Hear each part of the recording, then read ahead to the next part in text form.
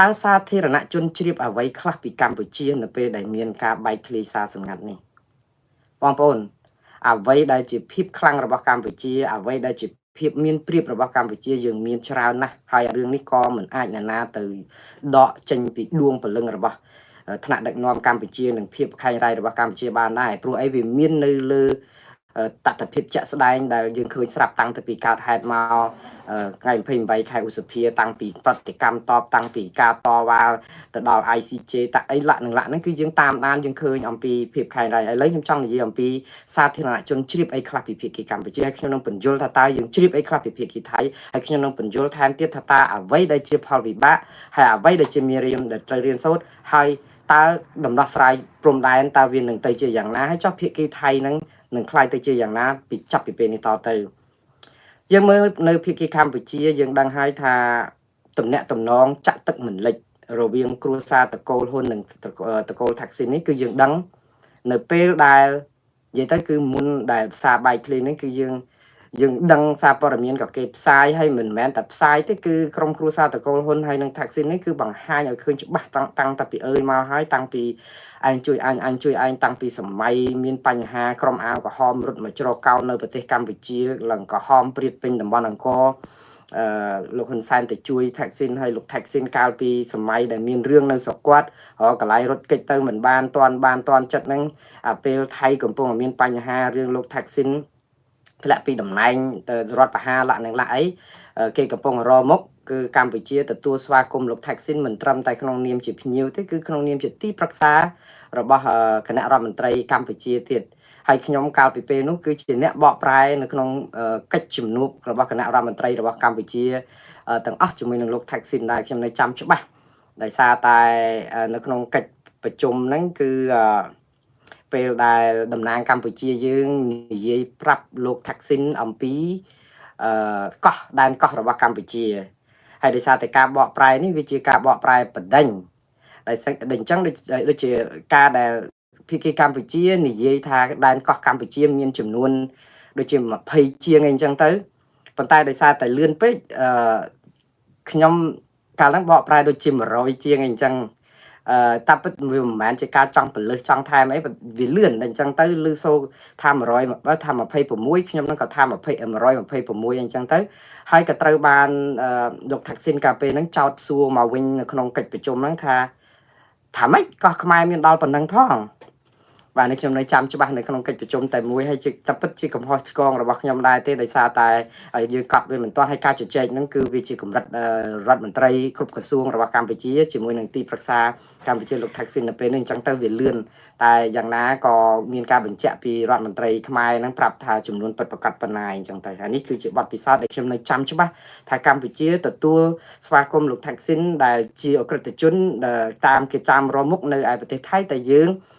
សម្ដេចប្រោះប្រណីយកមកធ្វើជាទីប្រឹក្សាហើយក៏មានទំនាក់ទំនងគ្នាល្អជាមួយនឹងភាគីថៃក្នុងនាមជារដ្ឋាភិបាលផងក្នុងនាមក្រុមគ្រួសារលោកហ៊ុនសែនផងព្រោះអីនៅពេលដែលយូរមកដល់យើងឃើញលោកថាក់ស៊ីននិងគ្រួសារគាត់មកលេងនៅស្រុកខ្មែរជួបជាមួយលោកហ៊ុនសែនហើយក៏ឃើញលោកហ៊ុនសែនហ្នឹងទៅថៃវិញជា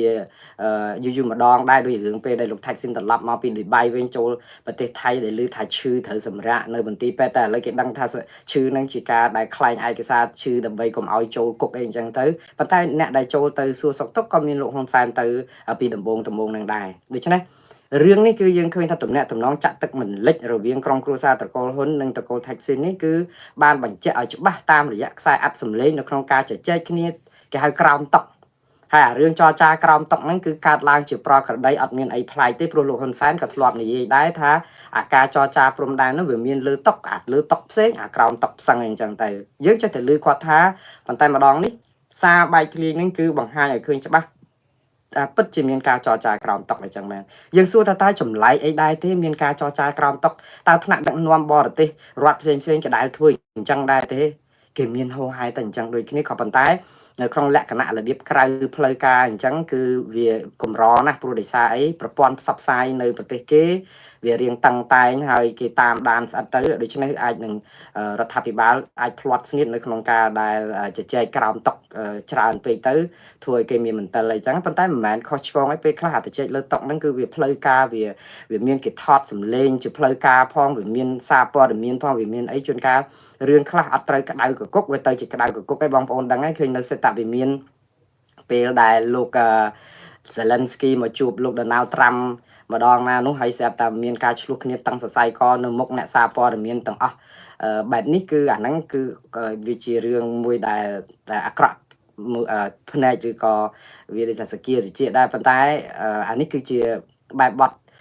ដែលកើតឡើងជាហោហែដែរទេគាត់ថារឿងលួចថតសម្លេងនេះគឺជាទូទៅមានកម្រណាស់ហើយខ្ញុំនឹងបញ្យល់ថាតើអ្វីជាផលវិបាករបស់វាមួយទៀតរឿងតាក់ទងសាធារណជនជ្រាបអ្វីខ្លះពីកម្ពុជាហ្នឹងគឺតាក់ទងនឹងរឿងលោកហ៊ុនសែននៅតែជានាយករដ្ឋមន្ត្រីរបស់កម្ពុជាបើទោះបីជាលោកមានងារជាប្រធានព្រឹទ្ធសភាក៏ដោយក្នុងន័យនេះគឺចង់បាននិយាយថាអំណាចគ្រប់គ្រងរដ្ឋទាំងអស់ហ្នឹងគឺនៅតែស្ថិតនៅក្នុងដៃរបស់លោកហ៊ុនសែននៅឡើយទេគឺមិនមែនជាលោកហ៊ុនម៉ាណែតទេលោកហ៊ុនម៉ាណែតហ្នឹងគ្រាន់តែជារបៀបដូចជាថាអ្នកដែលគ្រាន់តែយកមកគ្រាន់តែកំដរឆាកអីអញ្ចឹងណាហើយជាការពិតគឺនៅក្នុងន័យអញ្ចឹងព្រោះអីនៅពេលដែលបៃថងឋានជជែកជាមួយនឹងភាគីកម្ពុជាគឺទៅនិយាយជាមួយលោកហ៊ុនសែនទៅវិញមិនមែននៅក្នុងន័យហ្នឹងយើងឃើញហើយអង្គវក៏អីលាក់នឹងលាក់ស្នើសុំឲ្យជួយបទូបថយកន្លែងនេះអញ្ចឹងទៅដើម្បីចង់បានអីខាងថៃឲ្យវិញអីអញ្ចឹងទៅមួយទៀតគឺយើងដឹងហើយថាសម្ដីរបស់លោកហ៊ុនសែនពេលដែលជជែកនៅក្នុងនេះត្រូវបានជាគេហៅថាជជែកតំណាងឲ្យជាតិណាមិនមែនតំណាងឲ្យបុគ្គលទេគឺតំណាងឲ្យរដ្ឋាភិបាលកម្ពុជាតែម្ដងរឿងដែលខ្ញុំថាការជជែកនេះជាតំណាងឲ្យរដ្ឋាភិបាលដោយសារអីនៅពេលដែលទូតថៃឬក៏រដ្ឋមន្ត្រីការបរទេសថៃឬរដ្ឋាភិបាលថៃតែម្ដងដែលខកចិត្តអារឿងសារបែកធ្លាយហ្នឹងគឺពេលដែលក៏ហៅទូតខ្មែរទៅទទួលលិខិតសម្ដែងការខកចិត្តអីហ្នឹងគឺគេហៅយើងក្នុងនាមជាប្រទេសមិនមែនហៅយើងក្នុងនាមជាបុគ្គលទេបើទោះបីជារឿងដែលជជែកហ្នឹងគឺបៃថងឋានជជែកជាមួយលោកហ៊ុនសែនក្នុងនាមជាបុគ្គលអាចជាប្រធានព្រឹទ្ធសភាអីក៏ពិតមែនប៉ុន្តែដល់ពេលហៅតំណាងទូតខ្មែរហៅក្នុងនាមជាប្រទេសប្រជាជាតិជាមុខមាត់ជាកិត្តិយសជាតិរបស់យើងតែឲ្យថៃហ្នឹងគេហៅយើងដើម្បីឲ្យលិខិតខកចិត្តឲ្យខ្ញុំនឹងបង្ហាញអំពីហេតុអីបានជាថៃខកចិត្តអីខ្លាំងម្ល៉េះចាស់ខ្មែរអត់ចេះខកចិត្តទេអីគេយើងធ្វើបំពេញប្រព្រឹត្តប្រទេសផ្ដាស់មកលើភាគីកម្ពុជាមកកណ្ដោក៏ដឹកខ្មែរអត់ចេះខកចិត្តទេខ្ញុំនឹងនិយាយរឿងនឹងដែរបងប្អូនតែម្ដងទៀតចែកក្រូចឲ្យដាច់ពីផ្លែប៉ោមរឿងខកចិត្តរបស់កម្ពុជាគឺយើងខកចិត្តច្រើនរឿងហើយខ្ញុំក៏នៅតែខកចិត្តហើយខ្ញុំនៅតែអត់មានដូរចំហទេគឺភាគីថៃដែលតំណាងឲ្យយោធាថៃគឺធ្វើផ្ដេសផ្ដាស់ច្រើនរឿងណាស់តាំងពីបិទព្រំដែនតាំងពីបាញ់ទាហានខ្មែរតាំងពីប្រមានផ្ដាច់អ៊ីនធឺណិតឬក៏សេវាភ្លើងឬក៏អ្វីផ្សេងទៀតវីសារាយបលាលួសឬក៏បរិយាយតបបរិយាយអីលាក់នឹងលាក់សារនយោបាយអីផ្លាច់ពីខាងក្រមយោធាដែលចង់វាយចង់បាញ់ចង់កាប់ចាក់អីហ្នឹងគឺជារឿងផ្ដេសផ្ដាស់គ្រប់រឿងមកក៏យើងដឹងដែរថាជារឿងអំពើមិនត្រឹមត្រូវទេហើយយើងនៅតែថ្កោលទោសនៅភាពផ្ដេសផ្ដាស់ហ្នឹងដែលធ្វើឲ្យស្ថានភាពព្រំដែននឹងវាតានតឹងរឿងនេះអត់មានអីដែលត្រូវផ្លាស់ប្ដូរសោះវាជារឿងអង្គហេតុពិតគឺកម្ពុជាគឺជាជនរងគ្រោះនៃអំពើផ្ដេសផ្ដាស់របស់យោធាថៃក៏ប៉ុន្តែនេះយើងនិយាយអំពីរដ្ឋាភិបាលថៃបើន័យថាអ្នកស្រីបៃថងឋានគឺតំណាងឲ្យរដ្ឋាភិបាលថៃហើយយើងក៏ដឹងដែរថារដ្ឋាភិបាលថៃហើយនិងយោធាថៃអត់ត្រូវគ្នាទេបងប្អូនក៏គួរតែដឹងច្បាស់ដែរមិនអញ្ចឹងហ៎អ្វីដែលយោធាថៃធ្វើមិនមែនជាអ្វីដែលរដ្ឋាភិបាលថៃធ្វើទេព្រោះរដ្ឋាភិបាលថៃតាមអ្នកស្រីបៃថងឋានគឺបាននិយាយនៅក្នុងសារសន្ទនាគ្នានៅថ្ងៃទី15ខែមិថុនាដែលបែកធ្លាយហ្នឹងគឺ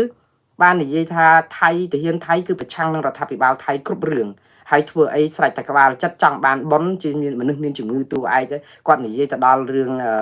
មេយោធាភូមិភាគ2លោកប៊ុនសិនបាត់ខ្លាំងហ្នឹងដែលថាជាមនុស្សចង់បានតែមុខតែមាត់អីយកលុយយកអីអញ្ចឹងទៅហើយកុំស្ដាប់ការនិយាយរបស់គាត់អត់ប្រយោជន៍ទេព្រោះមិនមែនតំណាងឲ្យរដ្ឋាភិបាលឃើញទេប៉ុន្តែអ្វីដែលធ្វើគឺភាគីដែលធ្វើប្រព្រឹត្តផ្ដេសផ្ដាស់ហ្នឹងគឺខាងភាគីថៃហើយយើងឆ្លោះគ្នាជាមួយនឹងភាគីខាងយោធាតាមិនមែនជាមួយនឹងរដ្ឋាភិបាលថៃប្រមាណទេរដ្ឋាភិបាលថៃហ្នឹងគឺចាំតែស្ដារនៅអំពើរបស់យោធាថៃហើយយើងទាំងអស់គ្នាសួរថាយើងស្អប់រដ្ឋាភិបាលថៃឬក៏យ៉ាងម៉េច រឿងពាក្យស្អប់ខ្ពើមនឹងយើងមិនអាចនិយាយកើតទេយើងគ្រាន់តែចង់និយាយថារដ្ឋាភិបាលថៃខ្លួនឯងហ្នឹងក៏អសមត្ថភាពនៅក្នុងការដែលគ្រប់គ្រងស្ថានភាពស្រុកទេសដែរដោយសារអីដោយសារតែខ្លួនខ្លាចតែយោធាថៃធ្វើរដ្ឋប្រហារអញ្ចឹងធ្វើឲ្យខ្លួនទាល់ច្រកគ្មានអ្វីជ្រើសរើសក្រៅតែពីទប់ដល់ពេលណាដែលគេធ្វើរដ្ឋប្រហារគឺធ្វើឲ្យបន្ទប់បានចិត្តទប់ឲ្យអូសរហូតទៅហើយដោយសារតែយើងឃើញអ្វីដែលបេថងឋានធ្វើជាមួយនឹងលោកនាយរដ្ឋមន្ត្រីហ៊ុនសែនក្រោយទ្វាតាមទ្វាក្រោយឬក្រមតុកណាមួយទៀតគឺយើងដឹងហើយថាកម្ពុជាមានប្រៀបលើរដ្ឋាភិបាលថៃគឺយើងគឺជាជនរងគ្រោះយើងមានប្រៀបលើគេខ្លាំងសម្បើមតែម្ដងនៅក្នុងន័យថាជាជនរងគ្រោះបងប្អូនភាពខ្លាំងរបស់យើងនេះគឺជាក្នុងប្រវត្តិសាស្ត្រគឺចារមកយ៉ាងច្បាស់ថាថៃគឺជាអ្នកបូលីតែហ៊ានថៃខ្ញុំចង់និយាយចេះមិនមែនរដ្ឋាភិបាលថៃទេតែគ្រប់រឿងដោយសារតែការតែបូលីនឹងឲ្យធ្វើបាបកម្ពុជាយើងធ្វើឲ្យយើងខ្លាចទៅជាជនរងគ្រោះហើយយើងជាជនរងគ្រោះបានន័យថាម៉េចគឺប្រតិកម្មរបស់ខ្មែរគឺតបទៅថៃវិញតែនៅក្នុងករណីដែលជាការការពារខ្លួនការពារសេចក្តីថ្លៃថ្នូរកិត្តិយសរបស់ខ្មែរហើយខ្មែរធ្វើសំស្របនៅក្នុងការពេលខ្លះធ្វើខ្ញុំនិយាយរឿងហាមផ្លែឈើបន្លែថៃមិនអោយចូលបើតាមខ្ញុំថាបិទច្រកព្រំដែនចោលទាំងអស់តែម្ដងទៅទុកតែឲ្យច្រកពលករមកខ្មែរផងអាហ្នឹងបើតាមចិត្តពីមិនពេញចិត្ត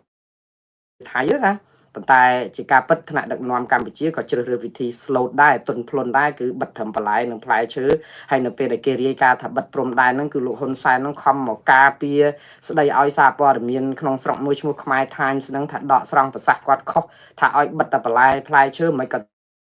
ទៅប្រាប់ថាបិទដែនទាំងអស់អីអញ្ចឹងទៅធ្វើឲ្យកសែតថៃនឹងដកស្រង់ខុសសម្ដីរបស់លោកអីអញ្ចឹងខ្ញុំពិបាកដែរជួនកាលសម្ដីរបស់លោកហ៊ុនសែននឹងមាននៅលើ Facebook គ្រប់តែពេលដល់ហេតុអីបានជាកសែតថៃទៅដកស្រង់ចេញពីខ្មែរ Times វិញខ្ញុំអត់យល់ដែររឿងនេះវាច្បោកច្បល់មែនតើអញ្ចឹងខាងកសែតថៃហ្នឹងក៏អញ្ចឹងដែរពេលខ្លះទៅយកអាព័ត៌មានមកពី Facebook របស់លោកហ៊ុនសែននិងលោកហ៊ុនម៉ាណែតប្រហែលជាមិនបានអ្វីដែលជាចំណុចដែលខ្លួនអាចចាក់ចុចឲ្យឆ្លោះគ្នាទៅអញ្ចឹងទៅយកពីខ្មែរ Times ដែលមានការឆក់ល្វែងឬក៏ដោយប្រការណាមួយខ្ញុំអត់ដឹងយកមកហែកថែមអញ្ចឹងទៅហើយដល់ពេលអញ្ចឹងទៅបានលោកហ៊ុនសែនឆ្លៀតឱកាសហ្នឹងក៏ឲ្យកសែតខ្មែរថៃនឹងកែតម្រូវថាគាត់មិនបានប្រាប់ថាបិទព្រំដែនទាំងអស់ទេគឺបានន័យថាបិទតែផ្លែឈើនឹងបន្លែក្នុងន័យនេះឃើញលោកហ៊ុនសែនគាត់ចង់បង្ហាញថាគាត់ទន់ភ្លន់ទេមិនចង់និយាយថាបិទព្រំដែនអារឿងបិទព្រំដែនអត់ទាន់ជជែកបិទទេប៉ុន្តែអាការមិនបិទព្រំដែនហើយចង់បិទតែត្រឹមបន្លែហ្នឹងក៏វាអាចជាការដែលបានមកពីការសន្ទនាគ្នាជាមួយនឹងបៃថងឋានមុននឹងសារបែកធ្លាយដែរព្រោះអ្នកស្រីបៃថងឋានសូមឲ្យជួយបទូបថយអីខ្លះទៅកុំឲ្យបិទកុំឲ្យអីចឹងបានអាការបិទព្រំដែនហ្នឹងវាអត់មានបិទតែបន្លែបិទអីផ្លែឈើអីសិនអញ្ចឹងណាតែយ៉ាងណាក៏យើងឃើញកម្ពុជាមានព្រៀបខ្លាំងមែនតើនៅក្នុងហ្នឹងយ៉ាងនិយាយព្រៀបនៅក្នុងន័យថាជាជនរងគ្រោះនៃអំពើប្រេះផ្ដាស់របស់យោធាថៃខ្ញុំប្រាប់ថាយោធាថៃមិនមែន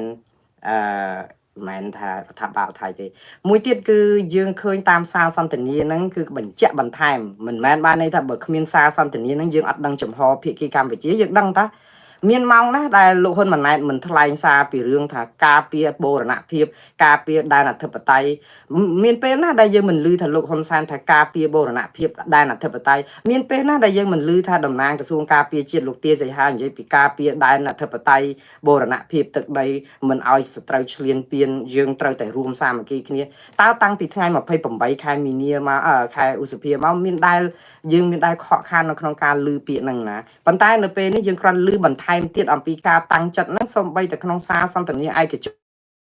ឮលោកនាយរដ្ឋមន្ត្រីហ៊ុនសែនបន្ថែមពាក្យថាតាំងចិត្តមុះមុតឃ្លាវខ្លាការពារដូចថាភាពខ្លាំងតម្លៃកិត្តិយសកម្ពុជារឿងព្រំដែនគឺបានន័យថាក្នុងន័យនេះគឺកម្ពុជាមានដងដាវកាន់នៅដៃរហូតគឺព្រៀបយើងគឺមានខ្លាំងមែនតើរហូតដល់ទៅអ្នកស្រីបៃថងឋានដែលតំណាងឲ្យភាគីថៃមកអោនលំទោនសុំអង្វរដើម្បីឲ្យជួយដោះស្រាយបញ្ហាយើងលឺឲ្យម៉ាត់ណាក៏អធិបតេយ្យម៉ាត់ណាក៏បូរណភាពទឹកដីគឺមិនឲ្យបរទេសមើងងាយប្រមាថជន់ឈ្លីកិត្តិយសនៅក្នុងសារដែលនិយាយជាសម្ងាត់ក៏យើងឃើញថាលោកហ៊ុនសែនបានត្រៀមរៀបចំពាក្យពេចន៍យ៉ាងច្បាស់លាស់ហាក់បីដូចជាដឹងថាថ្ងៃណាមួយបើលេចឃ្លាទៅសាធារណជនទៅក៏ដឹងថាឃ្លាហ្នឹងគឺមានដឹកនាំខ្មែរខែងរ៉ែងអញ្ចឹងបង្ហាញឲ្យឃើញអំពីភាពខ្លាំងជាមួយថៃចឹងក្នុងន័យនេះគឺយើងឃើញអំពីភាពអស្ចារ្យរបស់ថ្នាក់ដឹកនាំខ្មែរដែរមិនអញ្ចឹងទេយើងមានព្រៀបផងយើងហ៊ានឈរយ៉ាងខ្ពស់ខែងរ៉ែងចំពោះមុខប្រជាជាតិមួយដែលមានតំណាងប្រជាជាតិមួយគឺអ្នកស្រីបៃថង ទូរស័ព្ទជាមួយយើងនៅក្នុងនាមថាមកអង្វរទៀតផងដូច្នេះយើងនឹងគឺវាមានភាពខ្លាំងណាស់ក្នុងប្រវត្តិសាស្ត្រមានដែលមានរឿងហ្នឹងអញ្ចឹងណាដោយសារតាមប្រវត្តិសាស្ត្រមិនដែលមានរឿងហ្នឹងមកពីណាហ្នឹងគឺខ្ញុំចង់និយាយអញ្ចឹងឆ្លៀតឱកាសហ្នឹងក៏ជាឱកាសសម្រាប់ឲ្យអ្នកនាំពាក្យរបស់លោកហ៊ុនសែនយើងដឹងហើយលោកជាធរិទ្ធគឺនិយាយប្រាប់ព័ន្ធផ្សព្វផ្សាយក្នុងស្រុកហ្នឹងរហូតដល់អួតសរសើរដល់ភាពអស្ចារ្យរបស់សម័យតេជោឬក៏ថាសម័យតកូលហ៊ុនទៀតផងលោករហូតដល់ទៅហ៊ានប្រើពាក្យថាថៃខ្លាចមេដឹកនាំខ្មែរសម័យតេជោឬក៏យើងនិយាយជាខ្លីគឺសម័យដឹកនាំដោយក្រុមគ្រួសារតកូលហ៊ុននេះគឺខ្លាចសម្បើមដែរបើយើងមើលសាវតាខ្មែរអានេះតាមអ្វីដែលលោកជាធរិទ្ធលើកឡើងនៅក្នុងការផ្សាយរបស់សារព័ត៌មានក្នុងស្រុកគាត់ថាមានដឹកនាំខ្មែរកាលពីជំនាន់មុនច្រើនតែចំណោះសៀមត្រូវសៀមយកមកប្រើបានស្រាក់ចិត្តប៉ុន្តែមេដឹកនាំសម័យនេះគឺខាញ់រែងគឺចប់ត្រឹមសម័យដែលឃើញជាឱកាសសម្រាប់ថ្នាក់ដឹកនាំអ្នកនាំពាក្យយកមកដើម្បីបង្ហាញអំពីភាពមានប្រៀបរបស់ខ្មែរលើប្រទេសថៃតាមពិតយើងឃើញថាការមានប្រៀបនេះគឺមែនតើទៅគឺយើងឃើញមានប្រៀបច្រើនណាស់ដោយសារតែយើងជាជនរងគ្រោះមិនចឹងហើយយើងជាម្ចាស់កម្មសិទ្ធិស្របច្បាប់នៃដីរបស់យើងផងគឺដីតំបន់ប្រាសាទមុំ3ប្រាសាទតំបន់តូចតំបន់ធំនិងប្រាសាទតាកបីដែលយើងមានទាំងនៅក្នុងផែនទីសន្ធិសញ្ញាបារាំង1904 1907អីលាក់នឹងលាក់អីចឹងទៅដូច្នេះអាទាំងអស់ហ្នឹងគឺយើងចំពោះខ្ញុំវិញសឹងថាយើងមិនបាច់ធ្វើអីសោះក៏ឲ្យថៃធ្វើប្រដេប្រដាស់ក៏យើងឈ្នះគេដែរខ្ញុំនិយាយឈ្នះនេះគឺថាវាមិនដែលដេកចាំដាំជេរដែរព្រោះគេមកដល់លបងផ្ទះគេមកវាយកាប់ចាក់យើងហើយយើងអត់តដៃខ្ញុំចង់និយាយអញ្ចេះថានៅក្នុងការដោះស្រាយដងដាវនៅលើយើងនេះគឺបានន័យថាយើងមានប្រៀបត្រង់ថាយើងមានច្បាប់អន្តរជាតិយើងមានឯកសារសន្ធិសញ្ញាបារាំងសៀមយើងមានផែនទីដែលគេយកមកប្រើនៅក្នុងសម័យដោះស្រាយរឿងក្តីព្រះវិហារដែលដាក់នៅក្នុងតុលាការអន្តរជាតិទីក្រុងឡាអេអីឡាក់នឹងឡាក់ដូច្នេះអាទាំងអស់នេះជាសាក្សីរស់ឯកសាររស់ដែលធ្វើឲ្យខ្មែរមិនអាចនឹងបាត់បង់អធិបតេយ្យនិងបូរណភាពបានទេថៃអាចរំលោភអាចបំពានបានក៏ប៉ុន្តែជាទីបំផុតគឺមានតុលាការអន្តរជាតិគេមើលការខុសត្រូវវាត្រូវតែប្រគល់អាទាំងអស់នឹងមកឲ្យខ្មែរវិញចាក់ជាមិនខានទេនៅពេលដែលយើងប្រឹងផ្ដាល់ឬក៏មានការដោះស្រាយអញ្ចឹងណាតែយ៉ាងណាយើងឃើញស្មារតីខ្មែរយើងក៏អស្ចារ្យមួយទៀតដែរថាមេដឹកនាំខ្មែរគឺដងណាម៉ាត់ណាក៏ប្រើពាក្យថាស្មារតីរក្សាសុខសន្តិភាពប្រក្រតីភាពនៃផែនព្រំប្រទល់ដែនខ្មែរថៃឡើងវិញចង់ឲ្យមានភាពជាអ្នកភូមិផងលបងជាមួយនឹងគ្នាល្អល្អកល្អើនឹងគ្នាចង់រក្សាភាពសុខដុមរមនាជាមួយគ្នានឹងគ្នាអញ្ចឹងដូច្នេះអានេះគឺជាតម្លៃរបស់ខ្មែរទេនៅក្នុងការសន្ទនាហ្នឹងអត់មានខុសឆ្គងអីនៅពេលដែលខ្មែរបង្ហាញអំពីចេតនាចង់ឲ្យមានភាពប្រក្រតីឲ្យប្រាប់ថាថៃទេដែលជាអ្នកនាំរឿងមុនបើទោះមិនមានសារសន្ទនាគ្នាហ្នឹងក៏យើងដឹងដែរថាថៃទេជាអ្នកនាំអាចមិនអញ្ចឹងណាដែលធ្វើឲ្យទាហានខ្មែរម្នាក់លោកសួនរោនបានបាត់បង់ជីវិតយ៉ាងអណោចអធមមិនអញ្ចឹងហើយមួយទៀតក៏អាចបង្ហាញអំពីភាពម្ចាស់ការនៅក្នុងការសន្ទនារបស់ខ្មែរដែរដោយសារអីគឺយើងម្ចាស់ការទី1គឺយើងថតសលេងនៃការសន្ទនាគ្នាហ្នឹងព្រោះអាងថាបើថតទៅគឺលោកហ៊ុនសែនបានលើកឡើងថាថតសំឡេងហ្នឹងទៅដើម្បីទុកផ្ទៀងផ្ទាត់តកតងនឹងការងារមួយចំនួនខ្លាចខាងភាគីម្ខាងក្លិចក្លុចអីអញ្ចឹងទៅហើយតាមពិតការថតសំឡេងនេះគឺអាចជាប្រយោជន៍ហើយប្រហែលជាដោយសារតែរឿងជាប្រយោជន៍មួយនេះអាចធ្វើឲ្យរឿងនេះបែកធ្លាយដែរពេលដែលថតសំឡេងហ្នឹងគឺភាគីខាងបៃថងឋានគឺអត់ដឹងថាភាគីខាងលោកហ៊ុនសែនថតទេព្រោះអានេះអ្វីដែលអ្នកស្រីបៃថងឋានលើកឡើងនៅក្នុងសន្និសីទសារព័ត៌មានថាភាគីកម្ពុជាអត់បានប្រាប់ថាកិច្ចសន្ទនាគ្នាសម្ងាត់ជាឯកជនហ្នឹងមានការលួចថតអញ្ចឹងទេព្រោះភាគីនោះអត់បានដឹងមុនប៉ុន្តែបើសិនជាលួចថតធ្វើមិនបានប្រាប់គេដឹងកំពុងឆ្ងល់ដែរធ្វើមិនលួចធ្វើមិនហៅតែលួចថតមិនអញ្ចឹងតែលួចប៉ុន្តែថាមិនអោយអ្នកណាដឹងអូខេខ្ញុំចង់និយាយអញ្ចេះថាភាគីកម្ពុជាមែនតើទៅមិនមែនជាលើកទី1ទេបងប្អូនប្រហែលជាចាំដែរហើយថារឿងអាស័យហារឿងលើក្រែក្រោមក្រែស្អីណាទូរស័ព្ទស្អីហ្នឹងរឿងបែកធ្លាយអាខ្លះធ្លាយក៏បែកអាខ្លះឲ្យបែកធ្លាយហ្នឹងចេះតែធ្វើឲ្យបែកធ្លាយចេះថាបែកធ្លាយទៅគឺចេតនាបែកធ្លាយពេញទឹកពេញដីជាមួយនឹងរឿងភាគីកម្ពុជាយើងហ្នឹងឡើងសោះហើយហ្នឹងរឿងលោកកឹមសុខាលោករៀលខេមរិនលោកលឺឡៃស្រេងរឿងណាផ្សេងទៀតហ្នឹងមកកណក៏ដឹកខ្វះអីឃើញតែផ្សព្វផ្សាយតែបែកធ្លាយវាទៅជារឿងស៊ាំអីហ្នឹងប៉ុន្តែអាហ្នឹងគឺជារឿងបែកធ្លាយនៅក្នុងកម្រិតជាតិណា ប៉ុន្តែម្ដងនេះគឺយើងបែកធ្លាយនៅក្នុងកម្រិតអន្តរជាតិដែលជារឿងមួយយើងលឺនៅអាមេរិកនេះយូរយើងមានម្ដងរវាងអ្នកដឹកនាំរដ្ឋនិងដឹកប្រធានាធិបតីនិយាយតទៅនឹងតំណាងរាស្ត្រនៅក្នុងស្រុកប៉ុន្តែរឿងកម្រិតអន្តរជាតិហ្នឹងយើងកម្រឮសារបែកធ្លាយបែបនេះព្រោះអាសារបែកធ្លាយបែបនេះគឺវានឹងមានរឿងពីរបងប្អូនទី1គឺវានឹងធ្វើឲ្យជាតិសាសន៍អត់ត្រូវគ្នាទី2គឺធ្វើឲ្យប្រជាពលរដ្ឋដឹកសងខាងនឹងចោតមេដឹកនាំថាជាជនក្បត់ជាតិអាជនក្បត់ជាតិហ្នឹងគឺគេចោតអញ្ចឹងគឺក្នុងន័យអញ្ចេះក្នុងភាគីកម្ពុជាខ្ញុំជឿថាដោយសារតែលោកហ៊ុនសែនលើកឡើងអំពីបូរណភាពដែនដីភាពអស្ចារ្យរបស់កម្ពុជាអញ្ចឹងប្រជាពលរដ្ឋខ្មែរ 100% គឺច្បាស់ជាគ្រប់គ្រងការតតាំងជាមួយថៃនៅក្នុងភាពខែងរ៉ែងរបស់ខ្លួនជាភាពម្ចាស់ការច្បាស់ណាស់គឺនៅកាន់ជើងខាងលោកហ៊ុនសែនហើយខ្ញុំគ្មានអីឆ្ងល់ទេមិនអញ្ចឹងប៉ុន្តែខាងភាគីថៃគឺគេច្បាស់ជាចោទលោកស្រីបៃថងឋានថាជាជនក្បត់ជាតិនៅក្នុងរឿងអីគឺទៅលួចសន្តានាកិច្ចការងារសម្ងាត់ជាមួយរដ្ឋបរទេសដោយបំពេញទៅលើអ្វីដែលជាភាពខែងរ៉ែងរបស់រដ្ឋាភិបាលថៃជាពិសេសនៅពេលដែលទាហានថៃកំពុងតែខែងរ៉ែងនៅព្រំដែនអញ្ចឹងណាដែលពួកគេអាចថាចោទថាធ្វើឲ្យប៉ះពាល់ដល់ស្ថិរភាពសន្តិសុខជាតិឬក៏បញ្ហាសំខាន់បំផុតថៃចោទអ្នកស្រីបៃថងឋានដែលថាលួចសន្តានាគ្នាជាសម្ងាត់ជាមួយលោកហ៊ុនសែននេះហ្នឹងហើយតំណាងឲ្យជាតិថៃទាំងមូលហ្នឹងគឺថាធ្វើឲ្យអាប់អោនកិត្តិយសបាត់បង់សេចក្តីថ្លៃថ្នូរនិងភាពអង្គអាចក្លាហានរបស់ជនជាតិថៃហើយអាពាក្យថាបើសិនជាគេចោទលោកស្រីបៃថងឋានជាជនក្បត់ជាតិនៅក្នុងន័យនេះមែនណាគឺគាត់អាចប្រឈមជាប់គុករហូតដល់30-40ឆ្នាំឯទៀតផងនៅប្រទេសថៃបើតាមច្បាប់ណាប៉ុន្តែខ្ញុំជឿថារឿងនេះគឺខ្ញុំនឹងបកស្រាយបញ្យលឥឡូវខ្ញុំបញ្យលពីរឿងខាងខ្មែរតើខាងថៃវិញយើងរៀនសូត្រអីគេខ្លះបានពីរឿងសារបែកធ្លាយនេះយើងជ្រាបអីគេខ្លះពីខាងភាគីថៃអ្វីដែលយើងដឹងពីខាងភាគីថៃគឺបៃថងឋានដែលជាក្រុមគ្រួសារតកូលថាក់ស៊ីននៅតែបន្តប្រើច្រកអញជួយឯងជួយអញជាលក្ខណៈគ្រួសារដដែលដើម្បីដោះស្រាយបញ្ហាជាតិយើងសួរថាខុសទេវាមិនខុសឆ្គងអីទេនៅក្នុងការដែលគាត់មានគេហៅថា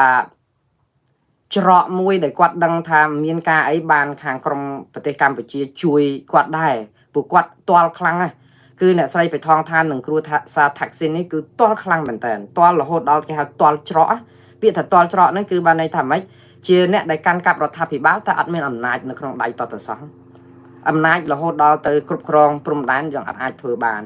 នៅពេលដែលថៃទាហានថៃបិទព្រំដែនអ្នកស្រីបៃថងឋានបានតែត្រឹមមកចោទសួរថាចាំបើយើងបើកវិញទៅវាថៃខាងភាគីទាហានថៃគេថាបើកមិនបាននៅតែបើកមិនបានអញ្ចឹងរដ្ឋាភិបាលថៃមិនទាន់ច្រកអញ្ចឹងគាត់ចាប់ផ្ដើមមានបញ្ហាជាមួយនឹងភាគីកម្ពុជានៅពេលដែលភាគីកម្ពុជាវាយបកទៅថៃវិញគឺវាយបកទៅទាហានតែវាប៉ះពាល់ដល់ការដឹកនាំរបស់រដ្ឋាភិបាលហើយទាហានចង់ឲ្យរដ្ឋាភិបាលនឹងខ្សោយដើម្បីឲ្យដឹងថារដ្ឋាភិបាលអសមត្ថភាពបើរដ្ឋាភិបាលថៃអសមត្ថភាពគឺប្រជាពលរដ្ឋថៃនឹងតវ៉ាស្រួលតែម្ដងទាហានឡើងមកធ្វើរដ្ឋប្រហារផ្ដួលរំលំរដ្ឋាភិបាលដើម្បីរៀបចំការបោះឆ្នោតឬក៏យកមេតបទាហានណាមួយយកមកកាន់ដូចកាលសម័យលោកប្រយុទ្ធច័ន្ទអូចាទៀតទៅរឿងហ្នឹងគឺអ្វីដែលប៉ះពាល់ហ្នឹងគឺអ្នកស្រីបៃថងឋានគឺយកច្រកអញជួយឯងជួយអញជាលក្ខណៈគ្រួសារដើម្បីជួយដោះស្ទាល់នៅក្នុងគ្រាដែលទាល់គឺទាល់ខ្លាំងមែនតើហើយបើមិនមានតំណែងតំណងរបៀបអញជួយឯងជួយអញជាលក្ខណៈគ្រួសារពីយូរហើយមកខ្ញុំជឿថាអ្នកស្រីបៃថងឋានក៏អត់បថុយនិយាយជាមួយលោកហ៊ុនសែនបានដែរព្រោះអីបើគេដឹងថាការនិយាយនេះ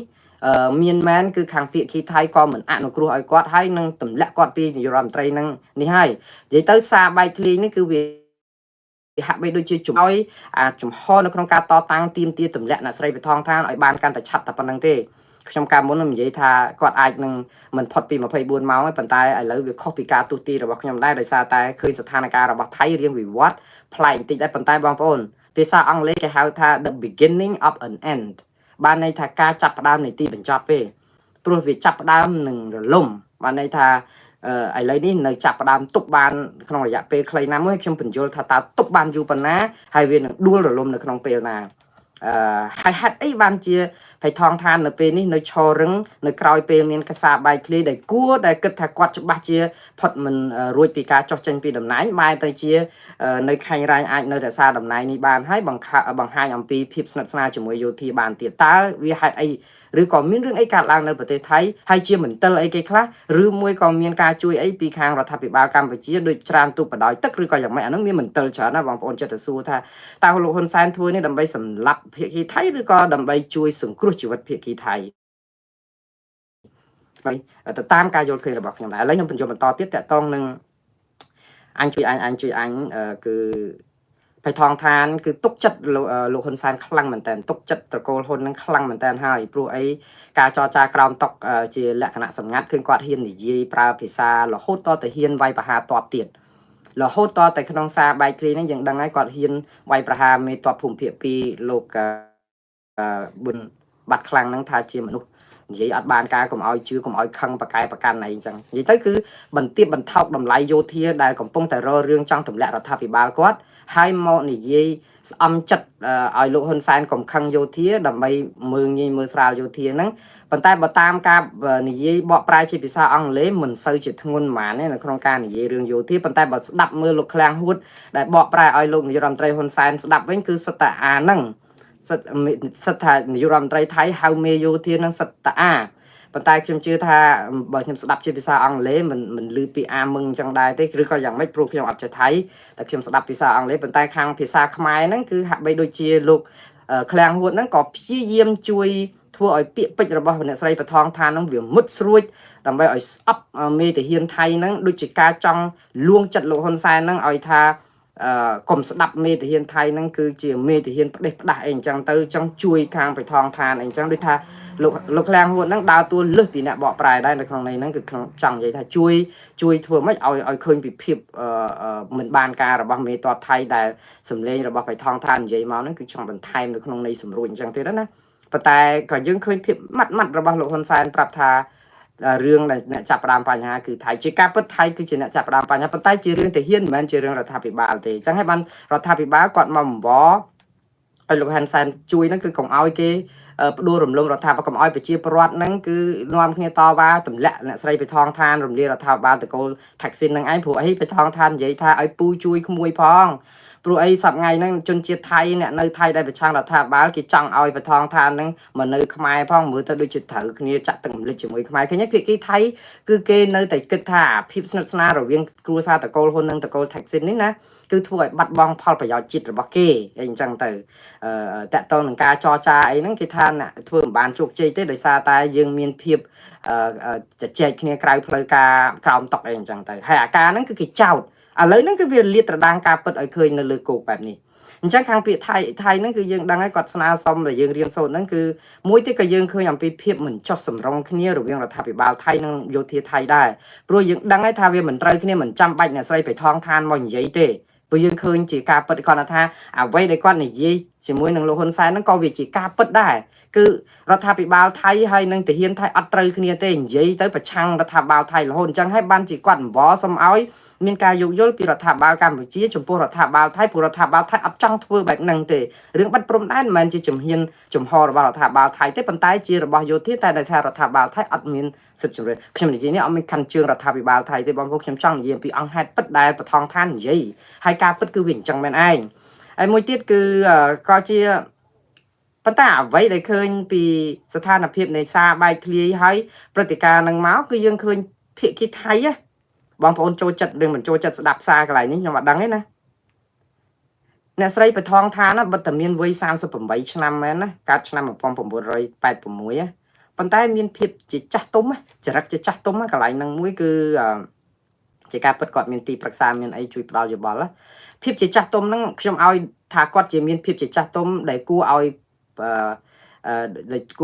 មើលទៅឃើញថាមួយយ៉ាងរបស់គាត់ដែរហើយបងប្អូនខ្លះថាអត់ព្រមទៅសើមេដឹកនាំឯងទៅសើមេដឹកនាំគេមិនមែនទេតថភាពគឺវាអញ្ចឹងគឺគាត់ហ៊ានចេញមកសុំទោសជាសាធារណៈយើងឃើញគាត់មកសុំទោសហេបងប្អូនគាត់សុំទោសសាធារណជនថៃទូទៅថាគាត់ពិតជាសោកស្ដាយដែលមានរឿងនឹងកើតឡើងណាគាត់សុំទោសហើយគាត់សុំទោសក្នុងនាមជាជនរងគ្រោះបងប្អូនឥឡូវទីហោដូចថាយើងត្រូវគេរំលោភខ្ញុំអត់និយាយពីរឿងរំលោភព្រំដែនខ្មែរទេ ថៃមកដល់ម៉ោងនេះគឺជាប្រវត្តិសាស្ត្រគឺជាអ្នករំលោភដែនអធិបតេយ្យរបស់ខ្មែរទោះជាក្នុងដោយសារយោធាអីក៏ដោយប៉ុន្តែយោធាក៏តំណាងឲ្យជាតិថៃដែរដូច្នេះក្នុងន័យនេះគឺបានន័យថាថៃរំលោភដែនអធិបតេយ្យរបស់កម្ពុជាដោយឥតប្រកែកបានប្រព្រឹត្តអំពើផ្ដេសផ្ដាសដោយឥតប្រកែកបានអត់មានអ្នកណាកែប្រែរឿងនេះបានទេថៃគឺរំលោភបំពានប៉ុន្តែនៅក្នុងន័យមួយគឺបៃថងឋានគឺជាជនរងគ្រោះនៃការលួចថតសម្លេងបងប្អូនគាត់ជាជនរងគ្រោះអានោះដូចថាឥឡូវនេះជនរងគ្រោះនៃអំពើរំលោភដែលត្រូវគេរំលោភតែមកសុំទោសបងប្អូនក្រុមគ្រួសារទៅវិញដែលខ្លួនត្រូវគេរំលោភជាងការរកយុត្តិធម៌ឲ្យគេកាត់ក្តីអ្នកប្រព្រឹត្តគាត់ត្រូវទៅសុំទោសក្រុមគ្រួសារគាត់ថាសុំទោសម៉ែពុកបងប្អូនទាំងអស់ដែលខ្ញុំជ្រុលជ្រោះឲ្យគេរំលោភតែតាមពិតការរំលោភហ្នឹងក៏អត់បានដឹងខ្លួនគេលួងយកទៅរំលោភអីចឹងទៅហើយគាត់ចេញមកសារភាពជាសុំទោសជាសាធារណៈបែបហ្នឹងអាហ្នឹងឯងដែលចង់និយាយថាវាប្លែកម្យ៉ាងត្រង់ថាគាត់ក្មេងខ្ចីប៉ុន្តែមានភាពចាស់ទុំផ្នែកខាងហ៊ានទទួលស្គាល់កំហុសកន្លែងហ្នឹងមួយហើយគាត់ថារឿងដែលមួយទៀតដែលឃើញគឺគាត់ក៏ប្រាប់សាធារណជនថៃថាគាត់ចាប់ពីពេលនេះទៅលែងហ៊ាននិយាយគ្នាជាឯកជនជាមួយនឹងលោកហ៊ុនសែននិងភាគីកម្ពុជាទៀតហើយព្រោះលែងទុកចិត្តគាត់មិននឹកស្មានគាត់ថា